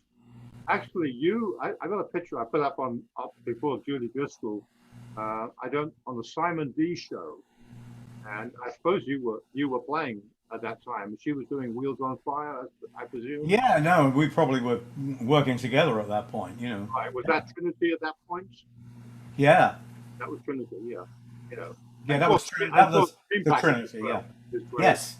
And I was laughing when you were telling me the John Lord roadie story earlier. Yeah. I knew John, and I worked with John. John was a great guy, man. You know. Oh, he was great. Yeah, I went to his house in Sonning and photographed the John Lord band that became Haystack Lord, actually. And before that, I'd worked with Purple. So I was right. Well, John used to call me Chappie. Look here, Chappie. Say what? Yes. Yeah. Well, at least he called me anyway. Yes, absolutely, yeah. No, he was. There's a wonderful player and writer, and also a very, very nice guy, great guy. Very nice. And just before when he was really ill, he had a blues band with Pete York and different English guys, and apparently he called Pete and said, "Look, they got this run of gigs." He said, "I can't do this. Call Brian and ask him if he'll do it." You know, and so I got a call, and I think I dropped a couple of things, and did that the rest of the tour. Actually, it was, you know, there we are. We just Pete York, I love Pete York. Actually, we connected a couple of years ago. He used to do a jam session at Bumpers in London off Leicester Square. And what? Where? a club called Bumpers. You remember Yeah. that? Yeah, Bumpers. because I lived in just on the bottom of Leicester Square. Yeah. Right. And then he did a jam session there, and it was a load. I actually played drums one night. Oh. Yeah. Oh, it's all coming out now. It's all coming. Yeah, It's all coming. it's all coming out. But the main thrust of that night was that Keith Moon was on congas. You remember? Oh, Mooney. Oh dear. Yeah, and there was a drummer from Ossie Bisa on drums. All right. Yeah, it was great. And Keith, of course, was that Harden in New York thing he did. Yes. Yeah. It was brilliant with Eddie Harden. You know. Yeah. I love it. One of the Pike was one of the great films. Right. Hey guys, we're very close to being out of time. Is that right, Yeah. Alice? I mean, I wish we could go on forever. So thank you, Alan. Alan, Great nice to show. see you, Anne. You know. And you were here in Asheville in 04, and we met. I took some pictures of you on stage. Yeah. Well, Anyway. I'd love to see some of them. That's Yeah, me too. I looked a little better back then. I looked a lot better. I mean, I now have scattered my feet. So. Hey, Brian, just the last thing is our friend Lori Reimer suggested that if maybe you have a short story about your crazy shirts. I remember you always liked these loud Hawaiian type shirts. Well, I did have a couple that but then there was a great gentleman who would always appear wherever the hell I was playing in the States. And I think he lived up on the Russian River or something like that. But he would turn up. This he gave me for my birthday. And after that, whenever he appeared, the Baked Potato or wherever, he would always give me a shirt. So I said, look, we can't go on like this, man. I mean, I'm falling into this kind of thing of wearing all these shirts, and I don't want to accept it from you if I don't wear it, But it never stopped him. So, I mean, there we are. And so now you've just got a collection of wild shirts? And I certainly do, yeah. How many? Oh, I've probably got maybe about 15. Well, that's a good one you're wearing now. I like it. This was the first one he gave me for my birthday. Oh, cool. Now you can go on tour with all those shirts. You don't have to do your laundry for a couple of weeks. Well, there we are. But these, I mean, they're made of a material, God knows what it is, but you could kind of like wash it out, hang it up, and it would be dry in about 2 hours. Perfect. So nice. Perfect. I mean, it was perfect to take on tour. It's the old wash and dry. Hey, Alice, I wanted to ask you. I noticed there was some other people still in the chat. Did anybody in the chat have a question or something they wanted to say? Cause yeah. I didn't realize that there were other people besides Let's do it. we can see on here. Freebo, there's still 75 other people watching. 75. Not everybody Zoom. Because everybody's loving basically your stories. saying that they're loving your stories, Brian. And, Thank you. And really, to everybody, enjoying. to everybody who's out there, God bless you, and thank you for your interest in my music and stories and whatever. I mean. Okay, here's two questions. Okay. Yeah. Number one, what's your favorite key to play in? Favorite key. At this point, it really doesn't make any difference. But I wouldn't think so. But I used to favor F and G. Okay. But this is what happened when I was playing jazz, and I used to accompany singers in this club. I had a different singer every week who tried to sing like Frank Sinatra. These guys would come up and they would say, "Happy, right? How high is the moon? D flat." I go, what? So it was an apprenticeship, man, of like playing anything in any key and struggling with it, and soon got hip to that. Oh my goodness. Yeah. Hey, and Brian, I want you to know that one of our friends who's watching right now, Jason, said that he just bought your vinyl and your 3-pack CD, so he's really excited to hear that. Oh, cool. Wow, And then put it on. else, say it again? Put it on, play it loud. Yeah. What? And then there was one more question that was, Yeah. what was your... Excuse me, Alice. I was going to say, why don't you just put Jason on just to say hi to Brian, just to say, since he's on the video here. Is he too shy, Jason? Right. No, There there you he go. is. You're on, Jason. Hi, Jason. Oh, I'm unmuted. Oh my. Hey, What? Brian, how's it going? Alice, What? Love you as always. Brian, awesome. I was really vibing with you. All right. Yes. Wonderful. Brian Organ. And there was I used to work with, I did some things with Klaus Doldinger. Can you imagine what I made of that?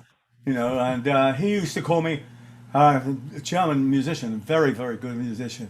He used to say, Herr Orgler, how are you? Orgler. Olga. Orgler. An Orgler is an organ player. Herr Orgler. Oh. In German. Hey, Alice, who else? I didn't mean to interrupt you. Who else? Yeah. was there? Oh, thank So you, there you go. Jason. How you doing, bro? Jason. I'm Good to see blushing. He's... I see. Well, yeah, be careful, man. Have you got a fire extinguisher there somewhere? Great. Excellent. Yes, Hey, I know. one more question was, what's your most memorable gig, Brian? Most memorable gig. I'm sure you I can can't think remember. of a few. Yeah, yes, I can. I can actually. No, it was the first time that I played in New York at the Fillmore East, and we finished our set, and they brought us on for 2 encores, and I remember that picture of standing on stage, looking at the audience, and going, "Pinch me, I must be dreaming." Oh my God. Wow. Yeah. Well, that's a good note to end on, I think, for this. Well, here's another one. Oh, here we go. And on that note. Oh. Brian, I can't keep up with you. He's too clever. I can't keep up. Oh. Stay on my feet. He's quick. May I say it's been a great pleasure. It's been so fun. And, Great pleasure and I wanna... to know you and to hear you sing. And, you know, Freebo, thank you. Great to see you, man. You know. Thanks for coming in. I'm so glad we got this together, and please thank Karma. Yes, thank for you. helping us out, doing all the technical stuff. But just thanks Right. for being here. Thanks for being you. Thanks for being. I mean, you're such a sweet guy. You're such a legend, and you're so available. And between your music and your humor and you're brilliant, and you know, it's my honor to know you and introduce you to Alice and to all these wonderful people. Lovely to know you, Alice. Yes, it's lovely to meet you too, and I'm just so Yeah. grateful that you took all this time to be with us and to answer questions. Right. And I know everybody appreciated it, and I'm so grateful to those of you who have sent in donations for tonight. Thank you for your donations, really. Thanks. And Yeah. it's just been so fun spending this time. Yeah, well, I mean, we'll have to do it again at some point. Yeah, Brian, you're actually going to make a little bit of money from this show. I Just mean, a I little don't know bit. how much. It depends on how generous our patrons are, but you're My actually God. going to get paid a little bit for it. Can you Actual believe that? money. I can hardly believe my ear trumpets. I know. All right, you guys. Well, I think what we'll do is we'll all just leave bit by bit here. I don't want to just abruptly shut it down. I'm just gonna Right. let everybody bit by bit. We'll just fade away. And as we do it, I just want to say goodbye to all of you, and to Fred, great to see you, and Alan Messer, and Yeah. and Eileen, and who else is up there, and Laurie. Laurie, and, Yeah, thank you, Laurie. and Love you. Mwah. Peter. It's great to see you, Great Peter. to see Peter you, Krantz. Jason. Yeah, Peter. Yeah. nice to And see you. Jeff Sherman's been such a great supporter Yeah, ever and since on the David Right Off Shulman, Road. thank you. And Some of I'd- my patrons are here. Mike- I'd like to Mike thank Edwards. Mary Queen of Scots for being here. Mary Queen of Scots. Yeah, she didn't last very long, but she was here for a Edward minute. the Seventh, and Which one was he? Was he the one that abdicated? he certainly was, and they cleaned it up afterwards. Wait, it wasn't. It Serves him right. Was he the seventh? We've been watching The Crown. He was, man. No, he was actually. He was Edward the Seventh. AKA David. And you were alive when that happened, right? Wow. No. No, I was. He's not that old. Not before that. When did he abdicate? I mean, it was right around the beginning, somewhere in World War II, right? Yes, it was. It was probably in the early 30s or something. You know, where he went crazy. And I never knew him. I knew, Julius Caesar when he arrived on the beach. You know, he got out of the trireme and he said to me, "Ole," and I said, "Well, sorry, my Latin master wasn't very good." And he said, "I see." He said, "Veni, vidi, and where the hell is Vicky?" Oh my God! This is this is the after hours show. I like it. Needless to say, back in the Bluesbusters day, I was laughing from. Well, we all were, because everyone was crazy, you know. Oh, Catfish was dear. Yes, there we are. Well, thank you, everybody. Hey, great to see you, man. You too. We're here, Alice. We're here. Nice to see We're you. here Brian. every Wednesday. Yeah, come back next Wednesday, you guys. 5 p.m. Inside Live is here every Wednesday, so we'll see you next week. Yeah, and everybody who came to listen tonight and everything, I send you my love, and we're going through very strange times right now, but don't worry about it. It's going to get straightened out, you know, and I must say that in the most affluent country that there has ever been in the history of the world, to have people lining up for food and to feed their children is absolutely something that is disgusting from those who haven't done anything. That's why, or have no empathy with other people. If you have kids and they're hungry, my God, I mean, that must tear your heart out, And if you don't understand that, then get out of power as soon as you can, because we can do without you. Well, we voted some of them out of power. There it is, Well, anyway. Well said, Brian. That was really funny. It brings me to I think I played in New Zealand actually, and with myself and Dr. John, who's a wonderful guy. Sure was. And we played on a Maori tribal land. We had to get permission, but they offered it to us. They said, "Would you like to have a welcoming ceremony?" So I said, "Absolutely," And so we went there. We sat down, on a bench. I was behind Dr. John, and there was this little ceremony beforehand, and then one of the guys, all dressed up with with the spear and the whole thing, came out and let forth this diatribe, and there was a couple of Maori people behind to interpret, and I asked them what the guy said, and he said "You're not welcome here, because the terrible things that were done, and and he said this is how and I thought, wow. Anyway, he left, and another guy came forward and expounded, and I said, "Well, what's he saying?" And he said, "You are absolutely welcome here as our guests, and we're very glad to have you." And and he sang this song. I don't know what it was, but and then he stepped back, and one of the people came up to me and said, "Right, it's your turn to sing." I said, "What?" In front of all these black people. I said, "My God, I just don't, I don't know what I would sing, And Dr. John turned around and said, "Go on, Brian, sing, man." And I had a song that I put, just playing piano, on the Street Noise album called "Looking in the Eye of the World." I'd never played it live, ever. And for some reason it came into my head, and I sang this. I sang, and the lyrics were, you know, I'm waiting for the day. I'm searching for a way to make the sun appear. And when that day is here, I'll try to dissipate the fear that I see when I'm looking in the eye of the world. And I suddenly thought, so this is why I wrote that song. And there's another verse, you know, still the same old story. Defend your territory from the others, from your brothers, all of whom I see looking back at me when I'm looking in the eye of the world. And then I sat down and, and John turned around and went, yeah, man. And that was it. And then we had to line up. And the elders were all the women. And when there was a line of maybe, I don't know, about 20 women, you know, we had to line up and we had to take their hand and rub noses with them.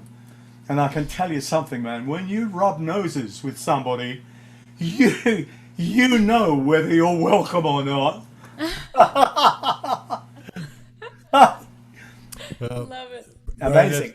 Brian, thank you for all your stories and just your humor and your energy and your spirit and your music. We love you. And we'll Thank you. Down the road. Yeah, Storm, good to see you again. Thanks for coming. Okay. Thank you for having me. Thank you, Laurie. Thank you. Bye, Brian. Thanks, everybody. Beautiful. Thanks for Yeah, listening. take care, man. Thank you all for Take joining care, us. Alice. Take care, Brian. See you next Wednesday. Nice to see you too. Bye. Bye.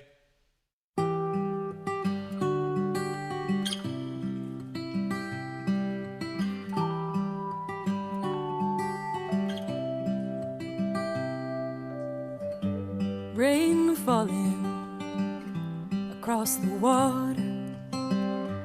Mist is rising on the mountainside.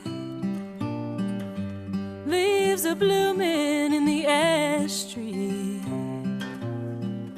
Robin's looking for something sweet.